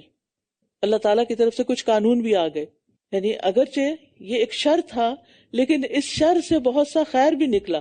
اور یہی ہمارا عمومی رویہ ہونا چاہیے کہ زندگی میں انسان صرف خیر ہی پر راضی نہ ہو، بلکہ اگر کوئی تکلیف دہ چیز زندگی میں سامنے آئی ہے تو اس پر بھی اللہ سے ناراض نہ ہو. رضیت باللہ ربن. اور انسان مسلسل یہی سوچے اس میں بھی کوئی خیر ہے، اس میں بھی کوئی خیر ہے، اور دعا کرے اللہ مجھے اس کی خیر دکھا دے اور میرے دل کو حوصلہ دے دے. کیونکہ ایسے مواقع پر صبر کرنا بڑا ہی مشکل کام ہے.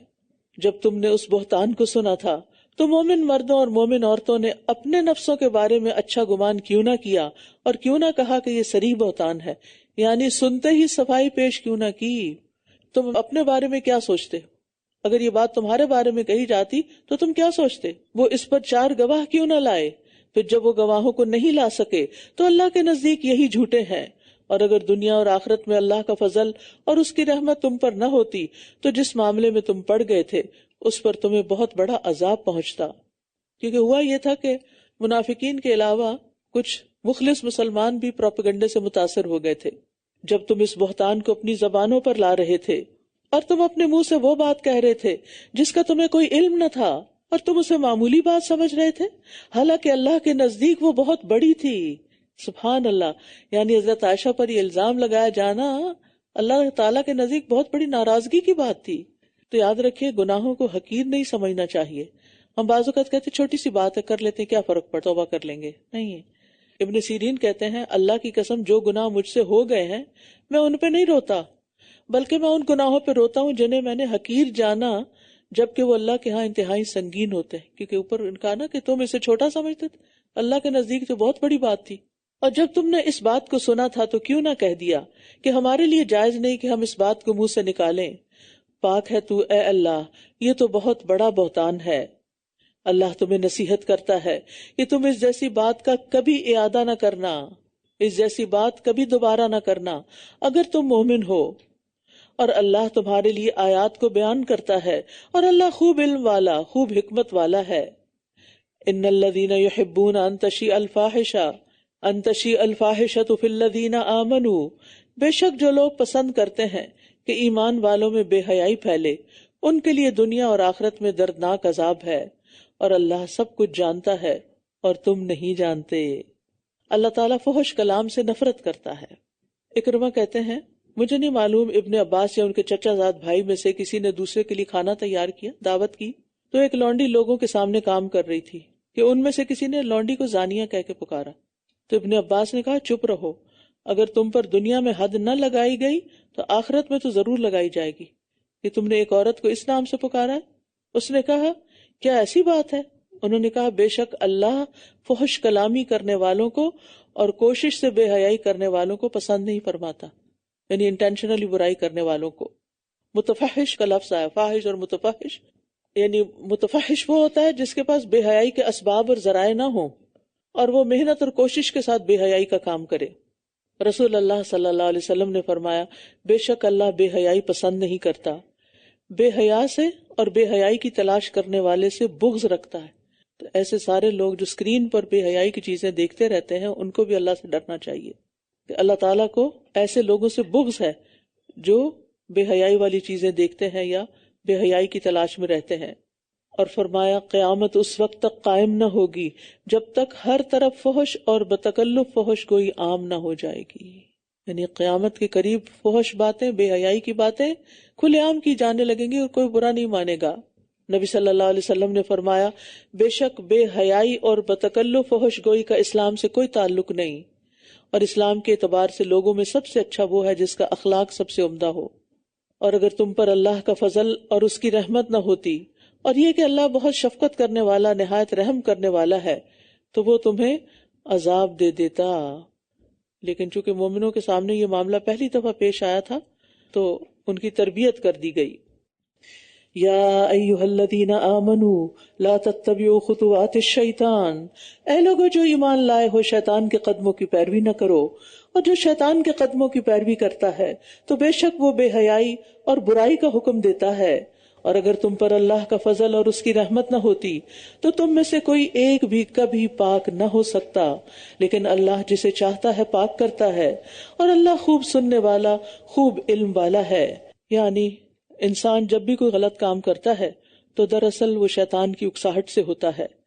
تو اللہ سبحانہ تعالیٰ نے شیطان کے قدموں کی پیروی کرنے سے منع کیا ہے، اور بے حیائی کے کاموں سے منع کیا ہے، اور اگر کسی کو اللہ تعالیٰ پاک نہ کرے تو انسان کبھی بھی پاک نہیں ہو سکتا۔ تو اس لیے انسان کو کوشش یہ کرنی چاہیے کہ وہ شیطان کے وسوسوں اور شیطان کی ڈالی ہوئی نجاستوں سے ہمیشہ بچتا رہے۔ وَلَا يَأْتَلِ أُولُو الْفَضْلِ مِنْكُمْ وَالسَّعَةِ أَنْ يُؤْتُوا أُولِي الْقُرْبَىٰ، اور تم میں سے جو صاحب فضل اور وسعت والے ہیں اس بات کی قسم نہ کھا لیں کہ وہ رشتہ داروں اور مسکینوں اور اللہ کے راستے میں ہجرت کرنے والوں کو کچھ مال نہیں دیں گے، بلکہ چاہیے کہ وہ معاف کر دیں اور درگزر کریں۔ کیا تم پسند نہیں کرتے کہ اللہ تمہیں معاف کر دے؟ اور اللہ بہت بخشنے والا نہایت رحم کرنے والا ہے۔ یعنی رشتہ داروں سے تکلیفیں بھی پہنچیں تو بھی ان کے اوپر جو صدقہ خیرات آپ کر رہے ہیں، جو ان کی مدد کر رہے ہیں، اس سے ہاتھ نہ روکیں، کیونکہ انسانوں سے غلطیاں ہوتی رہتی ہیں۔ انسان کو درگزر کرنی چاہیے، لغزشوں کو معاف کر دینا چاہیے۔ بے شک وہ لوگ جو پاک دامن بھولی بھالی ایمان والی عورتوں پر زنا کی تہمت لگاتے ہیں، وہ دنیا اور آخرت میں لعنت کیے گئے ہیں، اور ان کے لیے بہت بڑا عذاب ہے۔ جس دن ان کی زبانیں اور ان کے ہاتھ اور ان کے پاؤں ان کے خلاف گواہی دیں گے اس کی جو وہ کیا کرتے تھے، اور اس دن اللہ انہیں ان کا بدلہ حق کے ساتھ پورا پورا دے گا، اور وہ جان لیں گے کہ اللہ ہی حق ہے اور وہی حق کو ظاہر کرنے والا ہے۔ یعنی اگر انسان دنیا میں کسی سزا سے بچ بھی جاتا ہے تو قیامت کے دن نہیں بچ سکے گا، وہاں تو ہر ایک کو اس کے کیے کا پورا بدلہ مل کر رہے گا۔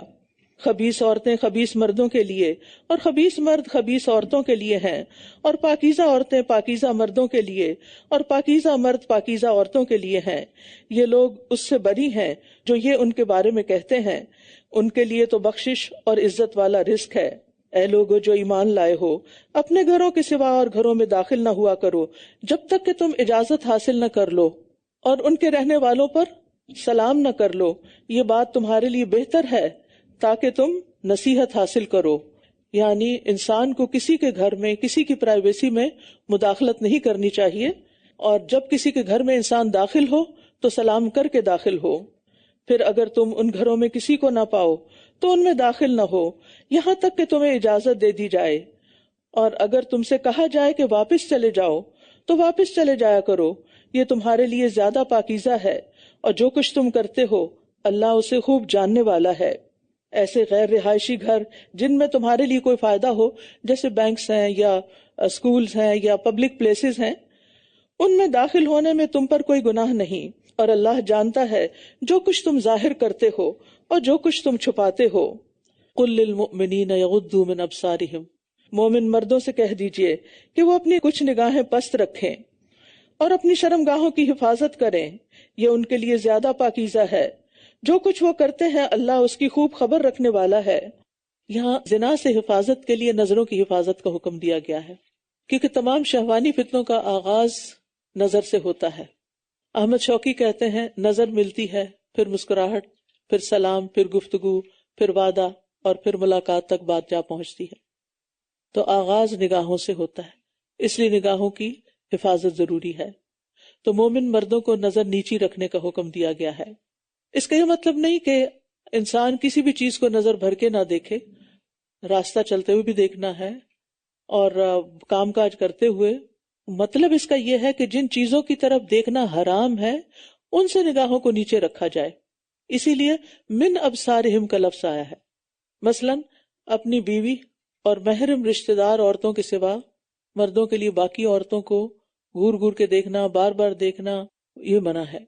پھر اسی طرح شہوت کے ساتھ کسی کو دیکھنا وہ بھی منع ہے، یعنی اگر کسی محرم رشتے کی طرف بھی کوئی شہوت سے دیکھ رہا ہے تو وہ بھی منع ہے، کیونکہ آج کل آپ بہت سی ایسی باتیں سنتے ہیں، انسیسٹ کا معاملہ، اور حتیٰ کہ میرے پاس پرسنلی بعض میسیجز ایسے آئے ہیں کہ جس میں خود باپ اپنی بیٹی کے ساتھ برا کر رہا ہوتا ہے۔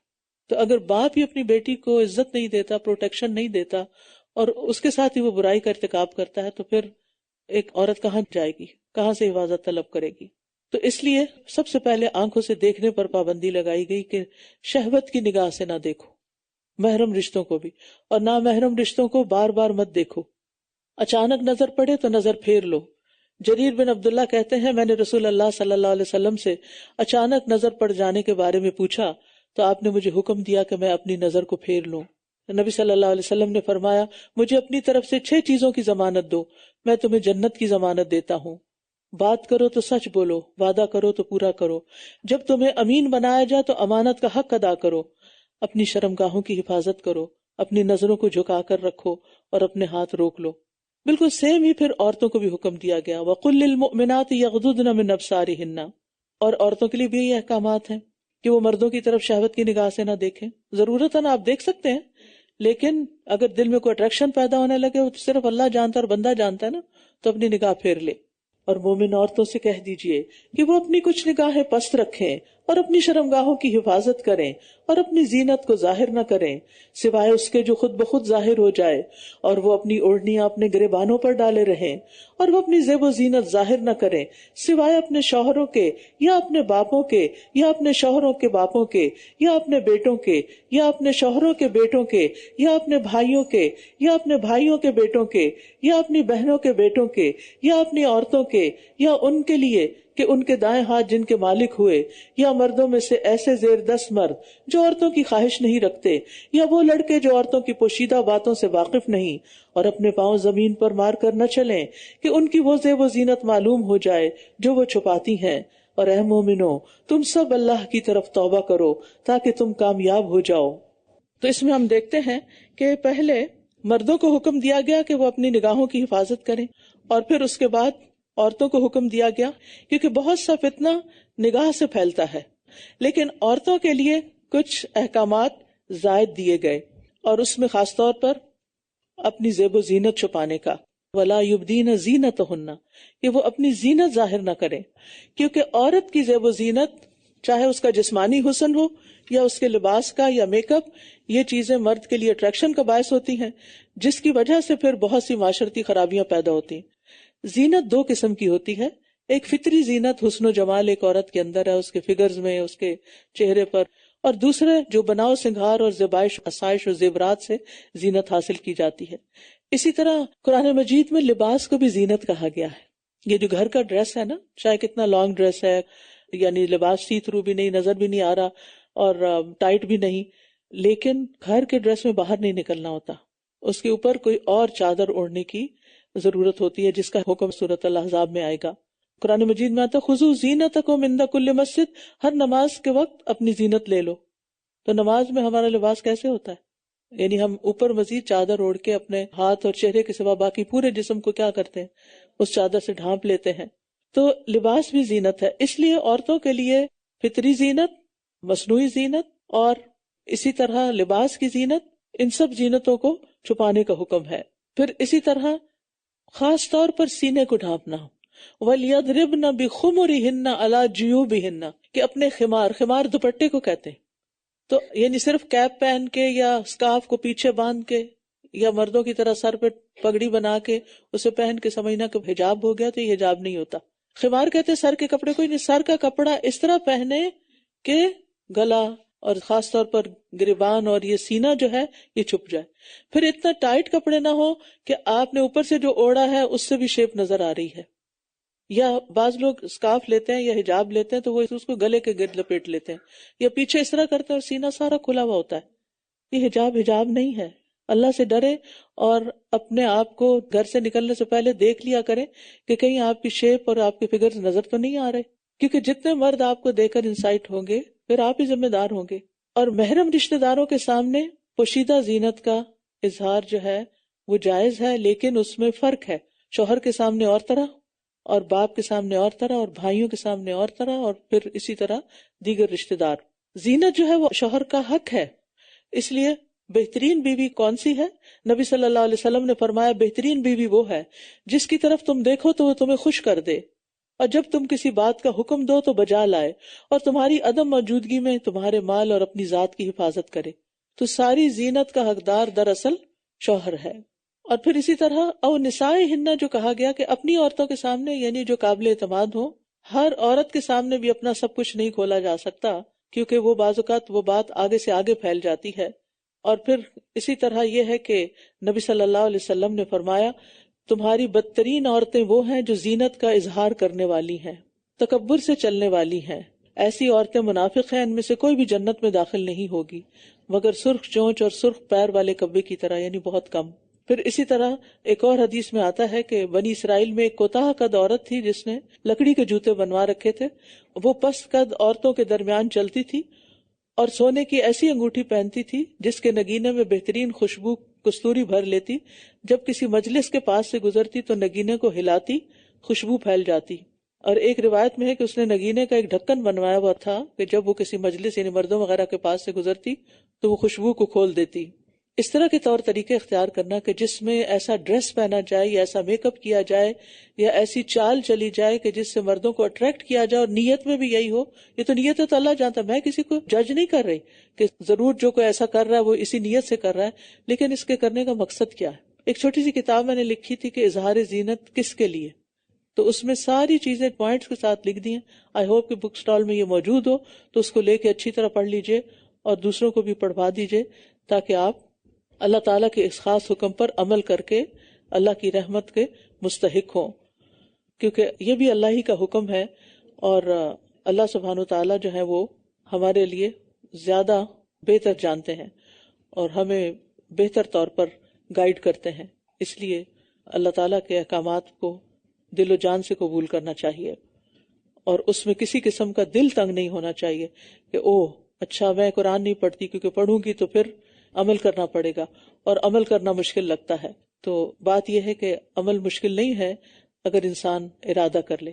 اور ویسے بھی آپ دیکھیں کہ سورت کے شروع میں اللہ تعالیٰ نے کیا فرما دیا کہ یہ کیا ہے، یہ سورت اس کو ہم نے نازل کیا اور اس کو ہم نے فرض کیا، لہٰذا یہ احکامات جو ہیں یہ فرض کے درجے میں ہیں، اور اگر ان احکامات پر عمل ہوگا، اور عمل کے ساتھ ساتھ پھر آپ دیکھیے کہ دوبارہ بھی کیا کہا گیا کہ اللہ کی طرف سب مل کر توبہ کرو اے مومنو تاکہ تم فلاح پا جاؤ، اور تم میں سے جو لوگ بے نکاح ہوں اور اپنے غلاموں اور لونڈیوں میں سے جو نیک ہوں ان کا نکاح کر دیا کرو، اگر وہ محتاج ہوں گے تو اللہ ان کو اپنے فضل سے غنی کر دے گا، اور اللہ خوب وسعت والا خوب علم والا ہے۔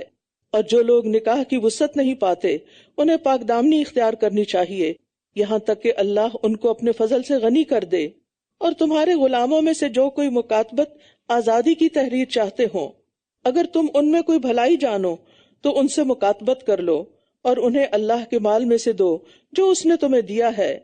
اور اگر تمہاری باندیاں یعنی لونڈیاں پاک دامنی اختیار کرنا چاہیں تو تم انہیں دنیا کی زندگی کا سامان چاہنے کی غرض سے بدکاری پہ مجبور نہ کرو، اور جو انہیں مجبور کرے گا تو بے شک اللہ انہیں مجبور کیے جانے کے بعد بہت بخشنے والا نہایت رحم کرنے والا ہے۔ چونکہ پیچھے زنا کی سزا بتائی گئی کہ جو بہت سخت سزا ہے، تو اب وہ کون سے امور ہیں جو زنا کی طرف معاشرے کو لے جاتے ہیں، ان پر روک لگائی گئی ہے کہ ایسے کام نہ کریں کہ جس کی وجہ سے کوئی اس برائی کا شکار ہو۔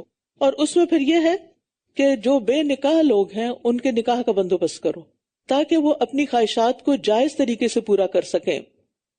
اور پھر اسی طرح عرب معاشرے کے اندر لونڈیوں سے زنا کروا کے یعنی ان سے کمائی کروائی جاتی تھی، تو اس سے بھی منع کیا گیا ہے۔ اور یقیناً ہم نے تمہاری طرف واضح آیات نازل کی اور ان لوگوں کی مثالیں جو تم سے پہلے گزرے، اور متقی لوگوں کے لیے نصیحت نازل کی ہے۔ اللہ نور السماوات والارض مثل نورہ کمشکاۃ فیہا مصباح المصباح فی زجاجہ الزجاجۃ کأنہا کوکب دری یوقد من شجرۃ مبارکۃ زیتونۃ لا شرقیۃ ولا غربیہ یکاد زیتها یضیء ولو لم تمسسہ نار نور علی نور یہدی اللہ لنورہ من یشاء ویضرب اللہ الامثال للناس واللہ بکل شیء علیم۔ اللہ آسمانوں اور زمین کا نور ہے، اس کے نور کی مثال ایک تاک کی مانند ہے جس میں چراغ ہو، وہ چراغ فانوس میں ہو، وہ فانوس گویا ایک چمکتا ہوا تارا ہے جسے زیتون کے مبارک درخت سے روشن کیا جاتا ہے جو نہ مشرقی ہے اور نہ مغربی، قریب ہے کہ اس کا تیل روشن ہو جائے خواہ اسے کوئی آگ نہ چھوئے۔ نور پر نور ہے، اللہ جس کی چاہتا ہے اپنے نور کی طرف رہنمائی کرتا ہے، اور اللہ لوگوں کے لیے مثالیں بیان کرتا ہے، اور اللہ ہر چیز کو خوب جاننے والا ہے۔ تو اللہ سبحانہ تعالیٰ نے ہمیں قرآن مجید میں طرح طرح کی مثالوں سے بہت سے امور سمجھائے ہیں، سکھائے ہیں، اور اس میں خاص طور پر یہ مثال بہت ہی خوبصورت ہے، اور یہ مومن کے دل کی مثال ہے کہ مومن کے دل کے اندر جب ایمان ہوتا ہے تو پھر اس کے لیے ہر چیز روشن ہو جاتی ہے، اس کو حق اور باطل کے درمیان فرق پتہ چلنے لگتا ہے۔ یہ چراغ ان گھروں میں ہے جنہیں اللہ نے بلند کرنے اور ان میں اپنا نام ذکر کرنے کا حکم دیا ہے، وہ ان میں صبح و شام اس کی تسبیح کرتے ہیں۔ اللہ سبحانہ وتعالیٰ آسمان و زمین کا نور ہے، یعنی آسمان و زمین اس کے نور سے ہی روشن ہے۔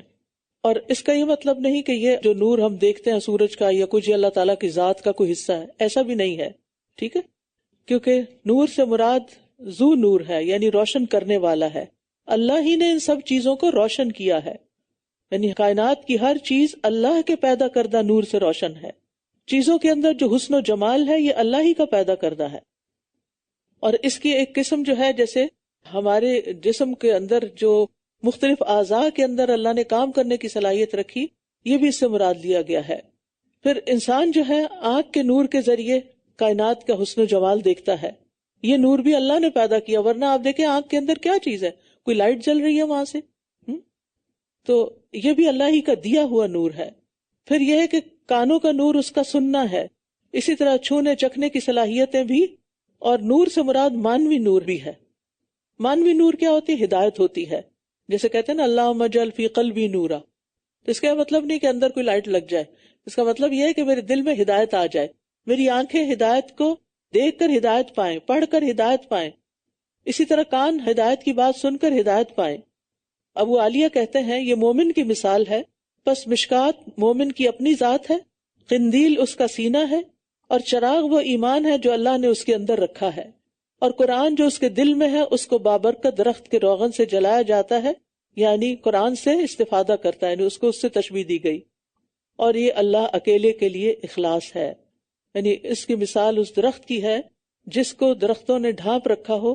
یہ درخت یعنی کہ بہت سخت دھوپ سے بھی بچا ہوا ہے، یعنی سورج کے طلوع اور غروب ہوتے ہوئے اس کو بہت دھوپ نہیں لگتی، اور مومن کا بھی یہی حال ہوتا ہے کہ وہ اس بات سے محفوظ ہوتا ہے کہ کوئی چیز اس کے ایمان پر حملہ کرے اور وہ اس سے متاثر ہو جائے، بلکہ اس کا نور جگمگاتا رہتا ہے۔ کیونکہ مومن کا حال کیا ہے کہ اگر اس کو کچھ ملتا ہے تو شکر گزاری کرتا ہے، آزمائش آئے تو صبر کرتا ہے، فیصلہ کرتا ہے تو انصاف پر مبنی کرتا ہے، اور اگر بات کرتا ہے تو سچی بات کرتا ہے۔ تو یہ اس نور کی وجہ سے ہی ہے جو اللہ تعالیٰ نور ہدایت اس کو عطا کرتا ہے۔ اور جب کسی کے اندر یہ نور آ جاتا ہے تو پھر تجارت اور خرید و فروخت کے وقت بھی وہ اللہ کو نہیں بھولتا۔ اللہ تعالیٰ رزق کمانے سے منع نہیں کرتا، لیکن رزق کماتے ہوئے بھی اللہ کو بھولنا نہیں چاہیے۔ وہ مرد جنہیں تجارت اور خرید و فروخت اللہ کے ذکر اور نماز قائم کرنے اور زکوٰۃ ادا کرنے سے غافل نہیں کرتی، وہ اس دن سے ڈرتے ہیں جس میں دل اور نگاہیں الٹ پلٹ کر رہ جائیں گی، تاکہ اللہ انہیں ان کے بہترین اعمال کا بدلہ دے جو انہوں نے کیے، اور اپنے فضل سے انہیں مزید عطا کرے، اور اللہ جسے چاہتا ہے بے حساب رزق دیتا ہے۔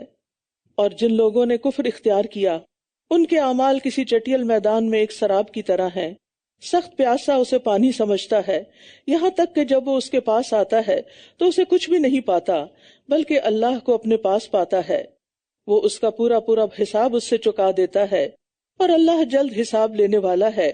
یا ان کے اعمال جیسے نہایت گہرے سمندر میں اندھیرے ہوں جسے موج نے ڈھانپ لیا ہو، اس کے اوپر ایک اور موج ہو، اس کے اوپر بادل ہوں، اندھیروں پر اندھیرے ہیں، جب وہ اپنا ہاتھ نکالے تو قریب ہے کہ اسے دیکھ بھی نہ سکے، اور جس کے لیے اللہ نے کوئی نور نہیں بنایا تو اس کے لیے کوئی نور نہیں ہے۔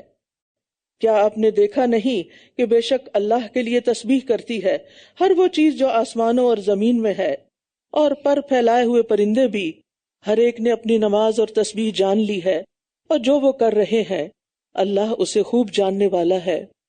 آپ دیکھیے کہ بارہا یہ مضمون گزرتا ہے کہ ہر چیز اللہ تعالیٰ کی تسبیح کرتی ہے۔ اس سے ہمیں کیا سبق ملتا ہے کہ ہم بھی اللہ سبحانہ وتعالیٰ کی تسبیح ہر حال میں کرتے رہیں۔ دوسری بات یہ ہے کہ کل قد علم صلاتہ و تسبیحہ، ہر ایک کو اس کی نماز اور اس کی تسبیح کا علم ہے، یعنی سب کے سب اپنے کام کو جانتے ہیں۔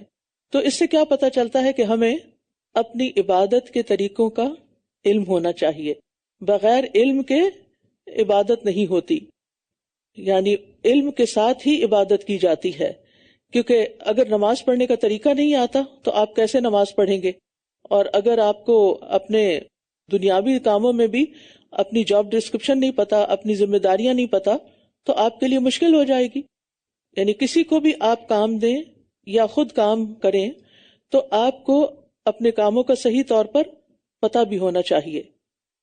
وَلِلَّهِ مُلْكُ السَّمَاوَاتِ وَالْأَرْضِ وَإِلَى اللَّهِ الْمَصِيرُ، اور آسمانوں اور زمین کی بادشاہت اللہ ہی کی ہے اور اللہ ہی کی طرف لوٹ کر جانا ہے.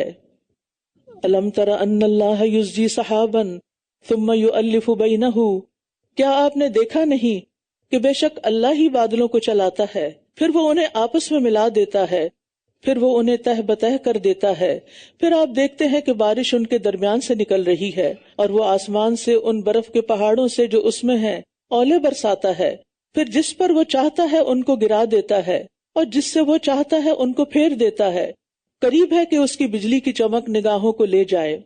تو اس میں آپ دیکھیے کہ اللہ سبحانہ وتعالیٰ اپنی قدرت کی کچھ نشانیاں ہمیں دکھا رہے ہیں کہ مختلف چیزیں کس طرح کام کر رہی ہیں. یعنی ہوائیں بہت سے کام کرتی ہیں، ہوائیں پھر بادل اٹھاتی ہیں اور بادل چلتے ہیں. یعنی پانی کتنا ہیوی ہوتا ہے، یعنی ایک ڈرم آپ اگر ہاتھ سے اٹھانا چاہیں تو اکیلے اٹھا نہیں سکتے، آپ کو دوسروں کی مدد چاہیے ہوتی ہے.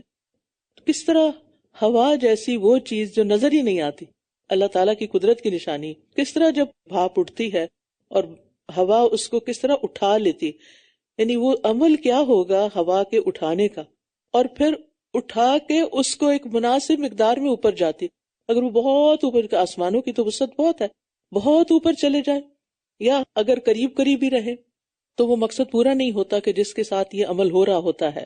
اور پھر یہ کہ صرف بارش نہیں برستی بلکہ برف بھی برستی ہے، اولے برستے ہیں.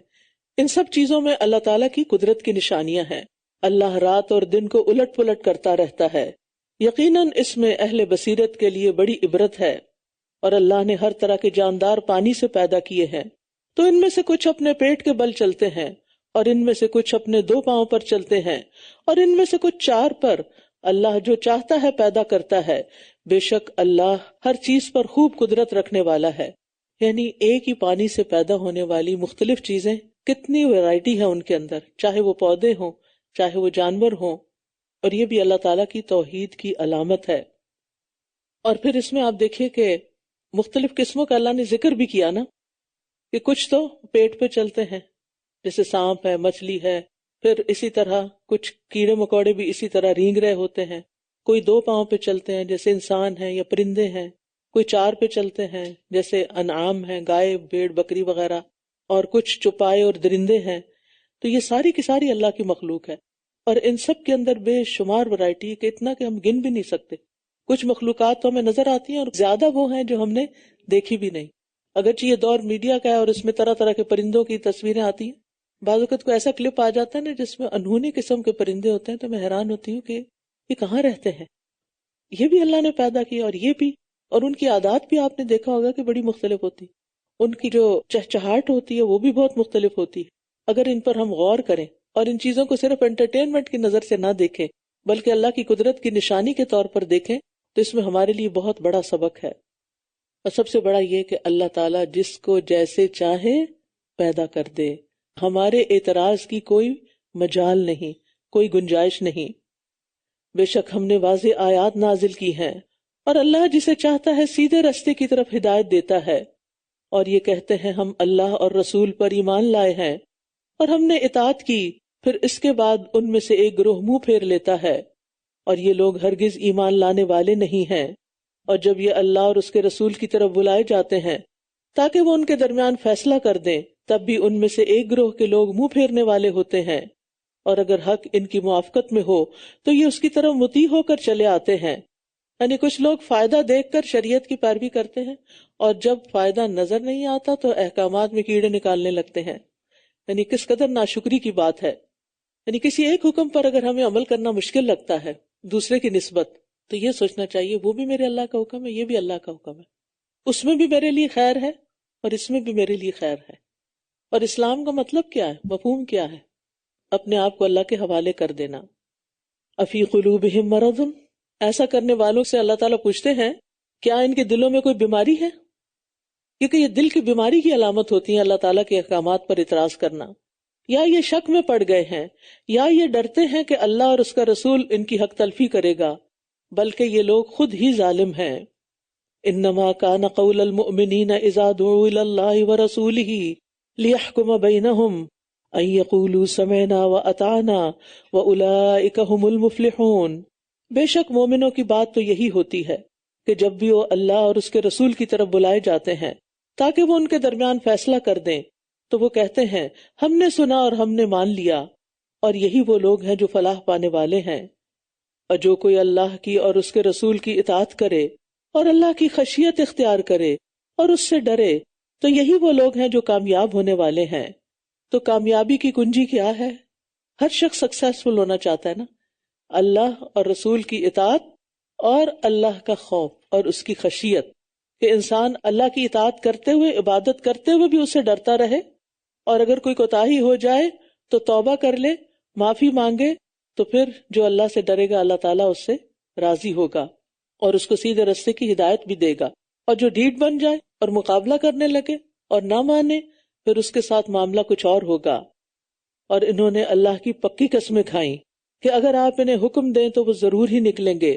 کہہ دیجئے قسمیں مت کھاؤ، تمہاری اطاعت جانی پہچانی ہے، بے شک اللہ خوب خبر رکھنے والا ہے اس کی جو تم کرتے ہو۔ یعنی منافقین جھوٹی قسمیں کھا کر اللہ کے رسول صلی اللہ علیہ وسلم اور مومنوں کا اعتماد حاصل کرنے کی کوشش کرتے تھے، لیکن منافق یہ بھول جاتے تھے کہ ان کے ساتھ اللہ ہے۔ اگر ہم ان کے ساتھ کوئی دھوکہ کریں گے تو اللہ سبحانہ وتعالیٰ ان کو آگاہ کر دے گا۔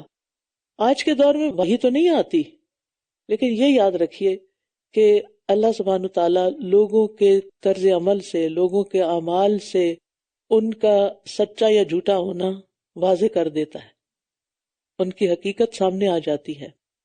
یعنی انسان غلط کام کر کے جتنا بھی چھپانا چاہے، کہیں نہ کہیں اس کے منہ سے نکل جاتا ہے، یا اس کے چہرے پہ آ جاتا ہے، یا پھر کوئی اور اس کا پول کھول دیتا ہے۔ تو اس لیے کامیابی اسی میں ہے کہ انسان اللہ سے ڈرتا رہے اور اللہ سے ڈر کر اپنی زندگی گزارے۔ قل اطیعوا اللہ واطیعوا الرسول، کہہ دیجئے اللہ کی اطاعت کرو اور رسول کی اطاعت کرو۔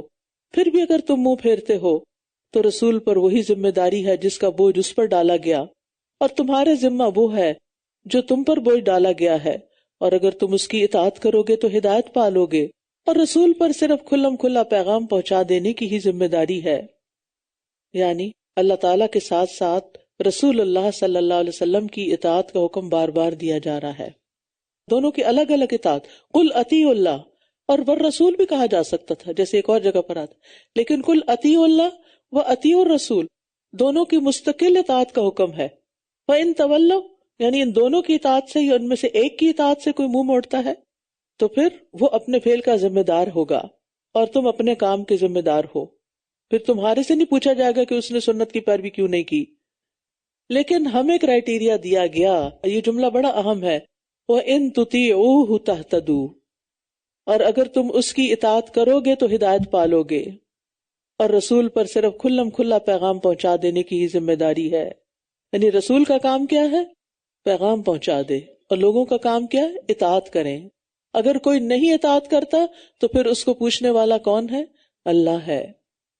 تم میں سے جو لوگ ایمان لائے اور انہوں نے نیک عمل کیے، اللہ نے ان سے وعدہ کیا ہے کہ وہ ضرور انہیں زمین میں جانشین بنائے گا، جیسا اس نے ان سے پہلے کے لوگوں کو جانشین بنایا تھا، اور وہ ضرور ان کے لیے ان کے دین کو جما دے گا جسے اس نے ان کے لیے پسند کیا ہے، اور وہ ضرور انہیں ان کے خوف کے بعد بدل کر امن دے گا۔ وہ میری عبادت کریں گے اور میرے ساتھ کسی کو شریک نہ کریں گے، اور جو لوگ اس کے بعد کفر کریں تو یہی لوگ فاسق ہیں۔ اور نماز قائم کرو اور زکوٰۃ ادا کرو اور رسول کی اطاعت کرو تاکہ تم پر رحم کیا جائے۔ سبحان اللہ، بار بار یہ بات آ رہی ہے، یعنی پارے کے اس حصے میں خاص طور پر جس چیز کی طرف توجہ دلائی جا رہی ہے وہ رسول اللہ صلی اللہ علیہ وسلم کی اطاعت ہے۔ آپ کی زندگی میں تو لوگ آپ کی مجلس میں حاضر ہوتے جو حکم پاتے اطاعت کرتے، کیا وہ ان کے لیے تھی؟ صرف سوچنے کی بات ہے، وہ ہمارے لیے بھی ہے۔ اور ہمارے لیے کیا ہے کہ ہم آپ کی سنتوں کے بارے میں علم بھی حاصل کریں اور ان پر عمل کریں، کیونکہ بہت سے لوگ یہ کہتے ہیں کہ ہم نے قرآن پڑھ لیا ہمارے لیے کافی ہے۔ نہیں، قرآن کے ساتھ حدیث بھی پڑھیں۔ اللہ تعالیٰ کی بات کے ساتھ رسول اللہ صلی اللہ علیہ وسلم کی سیرت کو بھی جانیں، اور کس طرح انہوں نے اس قرآن پر عمل کیا اس کو بھی دیکھیں، اور اگر کوئی چاہتا ہے کہ اس پر رحم کیا جائے تو پھر اسے ایسا کرنا ہوگا۔ آپ ان لوگوں کے بارے میں جنہوں نے کفر کیا ہرگز یہ خیال نہ کریں کہ وہ زمین میں اللہ کو عاجز کرنے والے ہیں، اور ان کا ٹھکانہ آگ ہے، یقیناً وہ بہت بری لوٹنے کی جگہ ہے۔ اے لوگو جو ایمان لائے ہو، تم میں سے وہ لوگ جن کے مالک تمہارے دائیں ہاتھ ہیں، اور تم میں سے جو ابھی سن بلوغت کو نہیں پہنچے، انہیں چاہیے کہ وہ ان 3 اوقات میں تم سے اجازت طلب کیا کریں، نماز فجر سے پہلے اور دوپہر کے وقت جب تم اپنے کپڑے اتار کر رکھ دیتے ہو، اور نماز عشاء کے بعد۔ یہ 3 اوقات تمہارے پردے کے ہیں، ان کے بعد تم پر اور ان پر کوئی گناہ نہیں ہے، تم ایک دوسرے کے پاس بکثرت آنے جانے والے ہو۔ اسی طرح اللہ تمہارے لیے آیات کو کھول کر بیان کرتا ہے، اور اللہ خوب علم والا، خوب حکمت والا ہے۔ اب یہاں غلاموں اور بچوں کے لیے اجازت کے احکامات دیے گئے ہیں کہ کس طرح پردے کے اوقات میں وہ اپنے پیرنٹس اور مالکوں کے بیڈ روم میں بغیر اجازت داخل نہ ہو۔ ان 3 اوقات کے علاوہ بچے اور غلام، یعنی آج کل غلام تو نہیں لیکن سرمنٹس وغیرہ جو ہوتے ہیں، وہ بغیر اجازت آ جا سکتے ہیں۔ اور جب تم میں سے بچے بلوغت کو پہنچ جائیں تو انہیں چاہیے کہ وہ بھی اجازت لے لیا کریں، جیسے کہ ان سے پہلے کے لوگ اجازت لیتے تھے۔ اسی طرح اللہ تمہارے لیے اپنی آیات کھول کر بیان کرتا ہے، اور اللہ خوب علم والا، خوب حکمت والا ہے۔ یعنی سگی اولاد بھی بالغ ہونے کے بعد اجازت لے کر داخل ہو، یعنی اذا بلغ الاطفال منکم الحلم، اور محرم رشتوں کے پاس بھی داخل ہونے کے لیے اجازت لینی چاہیے۔ سبحان اللہ، ہمارا دین یعنی انسانوں کے لیے کتنے فائدے کا ہے۔ ہر انسان کی ایک پرائیویسی ہوتی ہے، ہر انسان کو کچھ ایسے کام کرنے کی ضرورت ہوتی ہے وہ جو سب کے سامنے نہیں کر سکتا۔ بعض اوقات سطر اس کا پورا نہیں ہوتا، اس کا لباس درست نہیں ہوتا، بعض اوقات وہ کوئی ایسا کام کر رہا ہوتا ہے کہ جس سے دوسروں کو کوئی غرض نہیں ہوتی، یا وہ کام دوسروں کے علم میں نہیں لانا چاہیے، یا یہ کہ وقت سے پہلے وہ چیز نہیں بتائی جا سکتی۔ تو ایسی تمام صورتوں میں پھر انسان کو پرائیویسی دی گئی، اور یہ اس کا حق ہے۔ اور عورتوں میں سے بیٹھ رہنے والیاں جو نکاح کی امید نہیں رکھتی، ان پر بھی کوئی گناہ نہیں کہ وہ اپنے کپڑے اتار رکھیں۔ مطلب یہ نہیں کہ سارے کپڑے اتار دیں، اس کا مطلب یہ ہے کہ جو اوپر اوڑھنے والے کپڑے ہیں، جس طرح یعنی گھر سے باہر نکلتے وقت عورت کو اوپر سے چادر لینی چاہیے یا گاؤن وغیرہ پہننا چاہیے، تو جب عورت بہت ضعیف ہو جائے تو اس کے لیے بہت کپڑے پہننا بھی مشکل ہوتا ہے۔ آپ دیکھیں، آپ میں سے جو لوگ ایج کر رہے ہیں وہ اس بات کو اچھی طرح سمجھتے ہیں کہ ایک وقت آتا ہے کہ اپنا لباس خود بدلنا بھی مشکل لگتا ہے، اور پھر اگر کسی ضرورت سے گھر سے باہر خاتون جا رہی ہے، گھر میں اس کے کوئی نان محرم لوگ آ رہے ہیں، تو پھر ایسی صورت میں اس کو کچھ رخصت دی گئی ہے، سہولت دی گئی ہے، آسانی دی گئی ہے، لیکن ایک شرط کے ساتھ، بشرطے کہ وہ زینت کو ظاہر کرنے والی نہ ہو، تاہم وہ بھی احتیاط برتیں تو ان کے لیے بہتر ہے، اور اللہ خوب سننے والا، خوب جاننے والا ہے۔ یعنی بوڑھی عورت کے لیے بھی غیر محرم کے سامنے زینت کا اظہار کرنا جائز نہیں، تو سوچیں پھر جوان لڑکیوں کے لیے زینت ظاہر کرنے کی اجازت کہاں سے ہوگی؟ بہت سے لوگ جو عام دنوں میں حجاب پہن بھی لیتے ہیں، جب کوئی شادی، فنکشن، پارٹی وغیرہ ہوتی ہے تو سب کچھ بھول جاتے ہیں، گویا اس حال میں تو اللہ تعالیٰ دیکھتے ہی نہیں ہے۔ جبکہ مسلمان عورت کے لیے جو پردے کی کنڈیشنز رکھی گئی ہیں وہ ہر نامحرم کے ساتھ ہیں، اور ہر موقع کے لیے، یعنی ہر زمان و مکان کے لیے ہے۔ پھر فرمایا نہ اندھے پر کوئی گناہ ہے، اور نہ لنگڑے پر، اور نہ ہی مریض پر، اور نہ خود تم پر کہ تم اپنے گھروں سے کھاؤ، یا اپنے باپوں کے گھروں سے، یا اپنی ماؤں کے گھروں سے، یا اپنے بھائیوں کے گھروں سے، یا اپنی بہنوں کے گھروں سے، یا اپنے چچاؤں کے گھروں سے، یا اپنی پھپھیوں کے گھروں سے، یا اپنے ماموں کے گھروں سے، یا اپنی خالاؤں کے گھروں سے، یا وہ گھر جن کی کنجیوں کے تم مالک ہو، یا اپنے دوست کے گھر سے۔ تم پر کوئی گناہ نہیں کہ تم سب مل کر کھاؤ یا الگ الگ کھاؤ۔ پھر جب تم گھروں میں داخل ہوا کرو تو اپنے لوگوں کو سلام کیا کرو، یہ اللہ کی طرف سے تمہارے لیے بہت بابرکت اور پاکیزہ دعائے زندگی ہے۔ اپنے گھر میں بھی سلام کو رواج دو، کیونکہ سلام محبت بڑھانے کا ذریعہ ہے۔ اللہ تمہارے لیے اسی طرح آیات کھول کھول کر بیان کرتا ہے تاکہ تم عقل سے کام لو۔ اس آیت کے اس حصے میں انتہائی مجبور، معذور اور لاچار لوگوں کا حق بتایا گیا ہے۔ یعنی اکثر لوگ سوال کرتے ہیں نا کہ کیا اسلام میں اسپیشل بچے جو ہوتے ہیں یا اسپیشل لوگ جو ہوتے ہیں ان کا کوئی حق بتائے، ان کے کوئی رائٹس یا ان کے کوئی حقوق بتائے گئے ہیں؟ تو یہ آیت اس کی طرف رہنمائی کرتی ہے۔ پورے معاشرے پر ان لوگوں کا حق ہے. وہ کہیں سے بھی کھا سکتے ہیں، کہیں بھی جا سکتے ہیں اپنی ضرورت کے تحت، اور ان کو بھی یہ نہیں سمجھنا چاہیے کہ ہم دوسرے کے لیے کوئی تکلیف ہے یا مصیبت ہے، کیونکہ بعض اوقات ان کا کانفیڈنس ختم ہو جاتا ہے. اور اس سے یہ پتہ چلتا ہے کہ ایسے بچوں کے لیے ہمارا رویہ کیا ہونا چاہیے. اگر کوئی جیسے اسپیشل بچہ ہے تو لوگ بعض اوقات گھور گھور کے دیکھتے ہیں اور اس سے بڑھ کر اس کے پیرنٹس کو پریشان کرتے ہیں. اس کو کیا ہوا، کیوں ہوا، کیسے ہوا، کب ہوا، تنگ تو نہیں کرتا، تمہیں کوئی مشکل تو نہیں ہوتی، اس کا علاج نہیں کروایا، اس کو، یعنی اتنے سوال، اتنی باتیں کہ تنگ کر کے رکھ دیتے ہیں لوگ.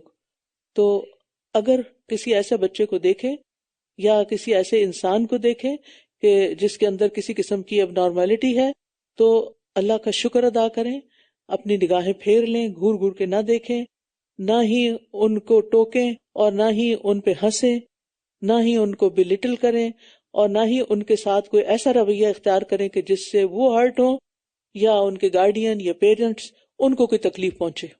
یہ ہمارے اخلاق کا ایک حصہ ہے، یعنی یہ ہمارے اوپر، ایک مسلمان معاشرے کے اوپر ایک ذمہ داری ہے. اور پھر آپ ویسٹرن کنٹریز میں جو رہتے ہیں وہاں ایسے بچوں کا بہت خیال رکھا جاتا ہے، ان کو گورنمنٹ کی طرف سے بہت سے الاؤنسز ملتے ہیں، لیکن بہت سے ممالک ایسے ہیں کہ جہاں ایسی کوئی سہولت نہیں ہوتی. تو اس لیے پورے معاشرے کے اوپر ذمہ داری ڈالی گئی کہ وہ ان کے لیے سہولت فراہم کریں، ان کے کھانے پینے کا، دیگر ضروریات کا خیال رکھیں. انما المؤمنون الذین آمنوا باللہ ورسولہ، بے شک مومن تو صرف وہی لوگ ہیں جو اللہ اور اس کے رسول پر ایمان لائے، اور جب وہ کسی اجتماعی کام پر آپ کے ساتھ ہوتے ہیں تو چھوڑ کر نہیں جاتے یہاں تک کہ آپ سے اجازت نہ لے لیں. بے شک وہ لوگ جو آپ سے اجازت مانگتے ہیں یہی لوگ در حقیقت اللہ اور اس کے رسول پر ایمان رکھتے ہیں. چنانچہ جب وہ اپنے کسی کام کے لیے آپ سے اجازت مانگے تو ان میں سے آپ جس کو چاہیں اجازت دے دیں، اور ان کے لیے اللہ سے بخشش مانگے، بے شک اللہ بہت بخشنے والا، نہایت رحم کرنے والا ہے.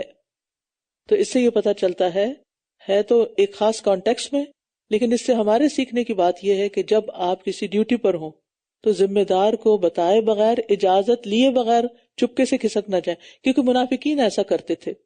جو شخص اللہ کے دین کے ساتھ مخلص ہوتا ہے وہ دین کے کسی بھی کام کی جو ذمہ داری لیتا ہے اس کو پھر وہ اپنے ذاتی کام سے بھی زیادہ اہم سمجھتا ہے، اور اس معاملے میں وہ غیر ذمہ داری کا ثبوت نہیں دیتا، اور اجازت کے بغیر اس ذمہ داری کو ایسے ہی پھینک کے نہیں چلا جاتا.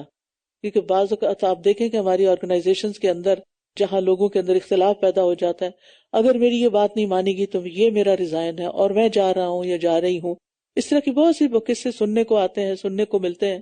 تو یہ انتہائی غلط رویہ ہے کہ انسان ایک کام کی ذمہ داری لے اور پھر اگر اپنی مرضی اور نفس کے خلاف کوئی بات ہو تو انسان اس کام کو چھوڑ دے، کیونکہ اس میں مصلحت عامہ ہوتی ہے، بہت سے لوگوں کا مفاد اس میں ہوتا ہے، وہ کسی کا ذاتی کام نہیں ہوتا کہ آپ کسی پر احسان جتا رہے ہوتے ہیں. لا تجعلوا دعاء الرسول بینکم کدعاء بعضکم بعضا، تم رسول کے بلانے کو آپس میں ایک دوسرے کے بلانے جیسا نہ سمجھو، یقیناً اللہ ان کو جانتا ہے جو تم میں سے ایک دوسرے کی آڑ لیتے ہوئے کھسک جاتے ہیں. بس جو لوگ آپ کے حکم کی مخالفت کرتے ہیں ان کو ڈرنا چاہیے کہ انہیں کوئی آزمائش یا کوئی اور دردناک عذاب نہ آ پہنچے. ایک مطلب تو اس کا یہ ہے کہ رسول اللہ صلی اللہ علیہ وسلم کو بلانا عام لوگوں کے بلانے جیسا نہیں. کیوں؟ اس لیے کہ جب آپ بلائیں تو ایسے نہ سمجھو کہ جیسے کسی نے آپ کو بلایا، بلکہ بلائیں تو حاضر ہو جائیں. اور پھر اسی طرح یہ ہے کہ ان کا نام لے کے مت پکارو، اور ہمارے کلچر میں شاید یہی سے ادب آیا ہے کہ بڑوں کا نام نہیں لیتے، یا جو احترام کے رشتے ہوتے ہیں ان کا نام نہیں لیتے، نام لے کے نہیں بلاتے. یہاں تو آپ دیکھیں کہ بچے بھی ٹیچر کا نام لے کے بلا رہے ہوتے ہیں، لیکن ہمارے دین میں ایسا نہیں ہے. یہ کچھ ایسی خاص خصوصیات ہیں جو امت مسلمہ کو عطا کی گئی ہیں، اور اس کے پیچھے بڑی حکمت اور بڑی مصلحت ہے. پھر اسی طرح ایسے لہجے میں نہیں پکارو جیسے تم اپنے دوستوں کے ساتھ بے تکلف ہو کے ان کو ایک دوسرے کو پکارتے ہو، بلکہ ادب کے ساتھ، احترام کے ساتھ، آواز نیچی کرتے ہوئے. اور پھر رسول کی دعا کو عام لوگوں کی دعا کی طرح نہ سمجھو. اگر وہ تمہیں دعا دیں گے تو تمہارا بیڑا پار ہو جائے گا، اور اگر تمہیں بد دعا دیں گے تو تمہاری پھر خیر نہیں. الا ان للہ ما فی السماوات والارض، خبردار، بے شک جو کچھ آسمانوں اور زمین میں ہے سب اللہ ہی کا ہے. پھر یہ مضمون بار بار دہرایا جا رہا ہے، تم جس حال پر بھی ہو یقیناً وہ اسے خوب جانتا ہے اور اس دن کو بھی جب وہ اس کی طرف لوٹائے جائیں گے تو وہ انہیں بتا دے گا جو کچھ انہوں نے کیا، اور اللہ ہر چیز کو خوب جاننے والا ہے۔ سورۃ الفرقان۔ بسم اللہ الرحمن الرحیم تبارک الذی نزل الفرقان على عبده ليكون للعالمین نذیرا الذی له ملک السماوات والأرض ولم يتخذ ولدا ولم يكن له شريك في الملك وخلق كل شيء فقدره تقديرا۔ تبارک الذی نزل الفرقان علی عبدہ لیکون للعالمین نذیرا، بہت بابرکت ہے وہ ذات جس نے اپنے بندے پر فرقان یعنی قرآن نازل کیا تاکہ وہ تمام جہان والوں کو خبردار کرنے والا بن جائے۔ تو بہت بابرکت کس کی طرف اشارہ ہے؟ اللہ سبحانہ وتعالیٰ کی طرف، کہ ہر طرح کی خیر کا مالک ہے اور ہر خیر اسی کی طرف سے آتی ہے۔ الذی لہ ملک السماوات والارض، اسی کے لیے ہے آسمانوں اور زمین کی بادشاہت، اور اس نے نہ کوئی اولاد بنائی اور نہ ہی بادشاہت میں اس کا کوئی شریک ہے، اور اسی نے ہر چیز کو پیدا کیا پھر اس کا خوب اندازہ مقرر کیا۔ توحید پر 4 مضبوط دلائل دیے گئے ہیں۔ لہو ملک السماوات والارض، نمبر 2 ولم یتخذ ولدا، نمبر 3 ولم یکن لہ شریک فی الملک، اور نمبر 4 وخلق کل شیء فقدرہ تقدیرا۔ اور انہوں نے اس کے سوا کئی اور معبود بنا رکھے ہیں جو کوئی چیز پیدا نہیں کر سکتے بلکہ یہ تو خود پیدا کیے جاتے ہیں، اور یہ اپنے لیے کسی نفع و نقصان کا کوئی اختیار نہیں رکھتے، اور نہ ہی یہ موت اور زندگی کا اور نہ ہی دوبارہ جی اٹھنے کا کوئی اختیار رکھتے ہیں۔ اور جن لوگوں نے کفر کیا تھا کہنے لگے یہ قرآن تو محض ایک جھوٹ ہے جو اس نے خود گھڑ لیا ہے، اور کچھ اور لوگوں نے اس پر اس کی مدد کی ہے، در حقیقت یہ ظلم اور بہت بڑا جھوٹ گھڑ لائے ہیں۔ یعنی ظلم کا معاملہ کیا ہے انہوں نے، یہ ظلم والی بات کی ہے، اور یہ کہنے لگے کہ یہ تو پہلوں کی کہانیاں ہیں جن کو اس نے لکھوا لیا ہے، بس یہ اس پر صبح و شام املا کروائی جاتی ہیں۔ کہہ دیجئے اسے تو اس نے نازل کیا ہے جو آسمانوں اور زمین میں چھپی ہر بات کو جانتا ہے، بے شک وہ بہت بخشنے والا نہایت رحم کرنے والا ہے۔ اور یہ کہنے لگے یہ کیسا رسول ہے جو کھانا کھاتا ہے اور بازاروں میں چلتا پھرتا ہے، اس پر کوئی فرشتہ کیوں نہیں اتارا گیا جو اس کے ساتھ لوگوں کو خبردار کرنے والا ہوتا۔ یعنی ما لہذا رسول سے مراد محمد صلی اللہ علیہ وسلم ہے کہ ان پر اعتراض کرتے تھے کہ یہ کھانا کیوں کھاتے ہیں اور بازار میں کیوں جاتے ہیں۔ یعنی عام طور پر لوگوں کا خیال کیا ہوتا ہے کہ جو رسول ہو یا کوئی رسول کا وارث ہو وہ پھر ما فوق الفطرت ہو، اس کے اندر انسانوں والی کوئی بات نہ ہو۔ لیکن نبی صلی اللہ علیہ وسلم کی یہ عاجزی تھی کہ آپ اپنے کام خود کر لیتے تھے۔ نبوت سے پہلے تو آپ نے تجارت بھی کی اور بھی دیگر کام کیے، اور بعد میں بھی خندق کھودنے کے موقع پر آپ دیکھیں آپ ساتھ شریک ہوتے ہیں، اسی طرح دیگر کئی مواقع پر بھی صحابہ کے ساتھ مل کے کام کرتے تھے، مسجد نبوی مل کے ساتھ بنائی۔ او یلقا الیہ کنز، یا اس کی طرف کوئی خزانہ ہی ڈال دیا جاتا، یا اس کے لیے کوئی باغ ہی ہوتا جس میں سے وہ کھایا کرتا۔ اور ظالم کہتے ہیں تم تو بس ایک سحر زدہ آدمی کی پیروی کر رہے ہو۔ دیکھیے یہ کس طرح آپ کے لیے مثالیں بیان کرتے ہیں، بس یہ ایسے بھٹک گئے ہیں کہ راستے پر آنے کی استطاعت نہیں رکھتے۔ بہت بابرکت ہے وہ ذات، اگر وہ چاہے تو آپ کے لیے اس سے بھی بہتر بہت سے ایسے باغات بنا دے جن کے نیچے نہریں بہتی ہوں، اور وہ آپ کے لیے بہت سے محلات بنا دے۔ بلکہ انہوں نے قیامت کی گھڑی کو جھٹلا دیا، اور جو قیامت کی گھڑی کو جھٹلائے اس کے لیے ہم نے بھڑکتی ہوئی آگ تیار کر رکھی ہے، جب وہ انہیں دور کی جگہ سے دیکھے گی تو وہ اس کی سخت غصے اور دھاڑنے کی آوازیں سنیں گے۔ استغفر اللہ۔ یعنی آگ کی ایک آواز ہوتی ہے نا، آپ چولہا بھی جلائیں تو اس کی ایک آواز ہوتی ہے، گیس وغیرہ بھی، تو کہاں یہ کہ جہنم کی آگ جس میں انسان اور پتھر اس کا ایندھن ہوں گے، وہ بھڑکے گی تو کیسی بھڑک ہوگی اس کی۔ حدیث میں آتا ہے کہ جہنم نے اللہ تعالیٰ سے اپنی شدید گرمی کی شکایت کی تو اللہ تعالیٰ نے اسے سال میں 2 سانس نکالنے کی اجازت دی۔ ہو سکتا ہے کوئی یہ کہے کہ جہنم کیسے بولتی ہے، تو اللہ نے ہر چیز کو بلوایا ہے، وہ اسی لیے تو تسبیح کر رہی ہے، اور اللہ نے ان کو پیدا کیا ہے نا، وہ ان کی زبان سمجھتا ہے۔ وہ جو بھی تسبیح کرتے ہیں، جو بھی دعا کرتے ہیں، جو بھی بات کرتے ہیں، وہ ان کا خالق ہے۔ اور جب وہ اس میں کسی تنگ جگہ پر جکڑے ہوئے ڈالے جائیں گے وہاں یہ بس ہلاکت ہی کو پکاریں گے۔ آج تم ایک ہلاکت کو مت پکارو بلکہ بہت سی ہلاکتوں کو پکارو۔ کہہ دیجئے کیا یہ بہتر ہے یا ہمیشگی کی جنت جس کا وعدہ متقی لوگوں سے کیا گیا ہے، جو ان کے لیے بدلہ اور واپسی کی جگہ ہے۔ اس میں ان کے لیے وہ ہوگا جو وہ چاہیں گے، ہمیشہ رہنے والے ہیں۔ یہ آپ کے رب کے ذمہ ایک وعدہ ہے جس کی درخواست کی جا سکتی ہے۔ اور جس دن وہ انہیں اور جن کی یہ اللہ کے سوا عبادت کیا کرتے تھے اکٹھا کرے گا تو فرمائے گا، کیا تم نے میرے ان بندوں کو گمراہ کیا تھا یا یہ خود راہ راست سے بھٹک گئے؟ وہ کہیں گے، پاک ہے تو، ہمیں زیبا نہ تھا کہ ہم تیرے سوا کوئی اور کارساز بناتے، لیکن تو نے انہیں اور ان کے آباء و اجداد کو سامان زندگی دیا، یہاں تک کہ یہ تیری نصیحت کو ہی بھول گئے اور یہ ہلاک ہونے والے لوگ تھے۔ بس انہوں نے ان باتوں میں تمہیں جھٹلا دیا جو تم کہا کرتے تھے۔ اب نہ تو تم عذاب کو پھیرنے کی استطاعت رکھتے ہو اور نہ ہی کسی سے مدد لینے کی، اور جو کوئی تم میں سے ظلم کرے گا ہم اسے بہت بڑا عذاب چکھائیں گے۔ اور ہم نے آپ سے پہلے جو بھی رسول بھیجے تو وہ کھانا بھی کھاتے تھے اور بازاروں میں بھی چلتے پھرتے تھے، اور ہم نے تم میں سے ایک کو دوسرے کے لیے فتنہ بنا دیا، کیا تم صبر کرو گے؟ اور آپ کا رب خوب دیکھنے والا ہے۔ یہ بڑی اہم آیت ہے۔ بہت سے لوگ کس بات پہ پریشان رہتے ہیں؟ لوگوں کی تکلیفوں کی وجہ سے، کہ لوگ انہیں پریشان کرتے ہیں، حتیٰ کہ بچے اپنے والدین سے تنگ ہیں، والدین بچوں سے تنگ ہیں، بہن بھائی ایک دوسرے سے روٹھے اور کٹے ہوئے ہیں، ہسبینڈ وائف کے بیچ میں موافقت نہیں ہوتی، اور میل ملاپ والے دوست احباب ان سے تکلیفیں پہنچتی رہتی ہیں۔ چھوٹی چھوٹی باتوں کو لوگ مائنڈ کر جاتے ہیں، چھوٹی چھوٹی باتوں پر لوگ قتل کی دھمکیاں دینے لگتے ہیں، چھوٹی سی کوئی بات کسی کی نہ مانے تو وہ اس کے لیے مصیبت بن جاتا ہے۔ اگر انسان ایک بات سمجھ جائے اور پھر صبر کر لے تو بہت سے مسائل خود ہی حل ہو جائیں۔ اللہ تعالیٰ کیا فرماتے ہیں؟ وَجَعَلْنَا بَعْدَكُمْ لِبَعْدٍ فِتْنَةً أَتَصْبِرُونَ وَكَانَ رَبُّكَ بَصِيرًا، کہ ہم نے تم میں سے ایک کو دوسرے کے لیے فتنہ بنا دیا، کیا تم صبر کرو گے؟ اور آپ کا رب خوب دیکھنے والا ہے۔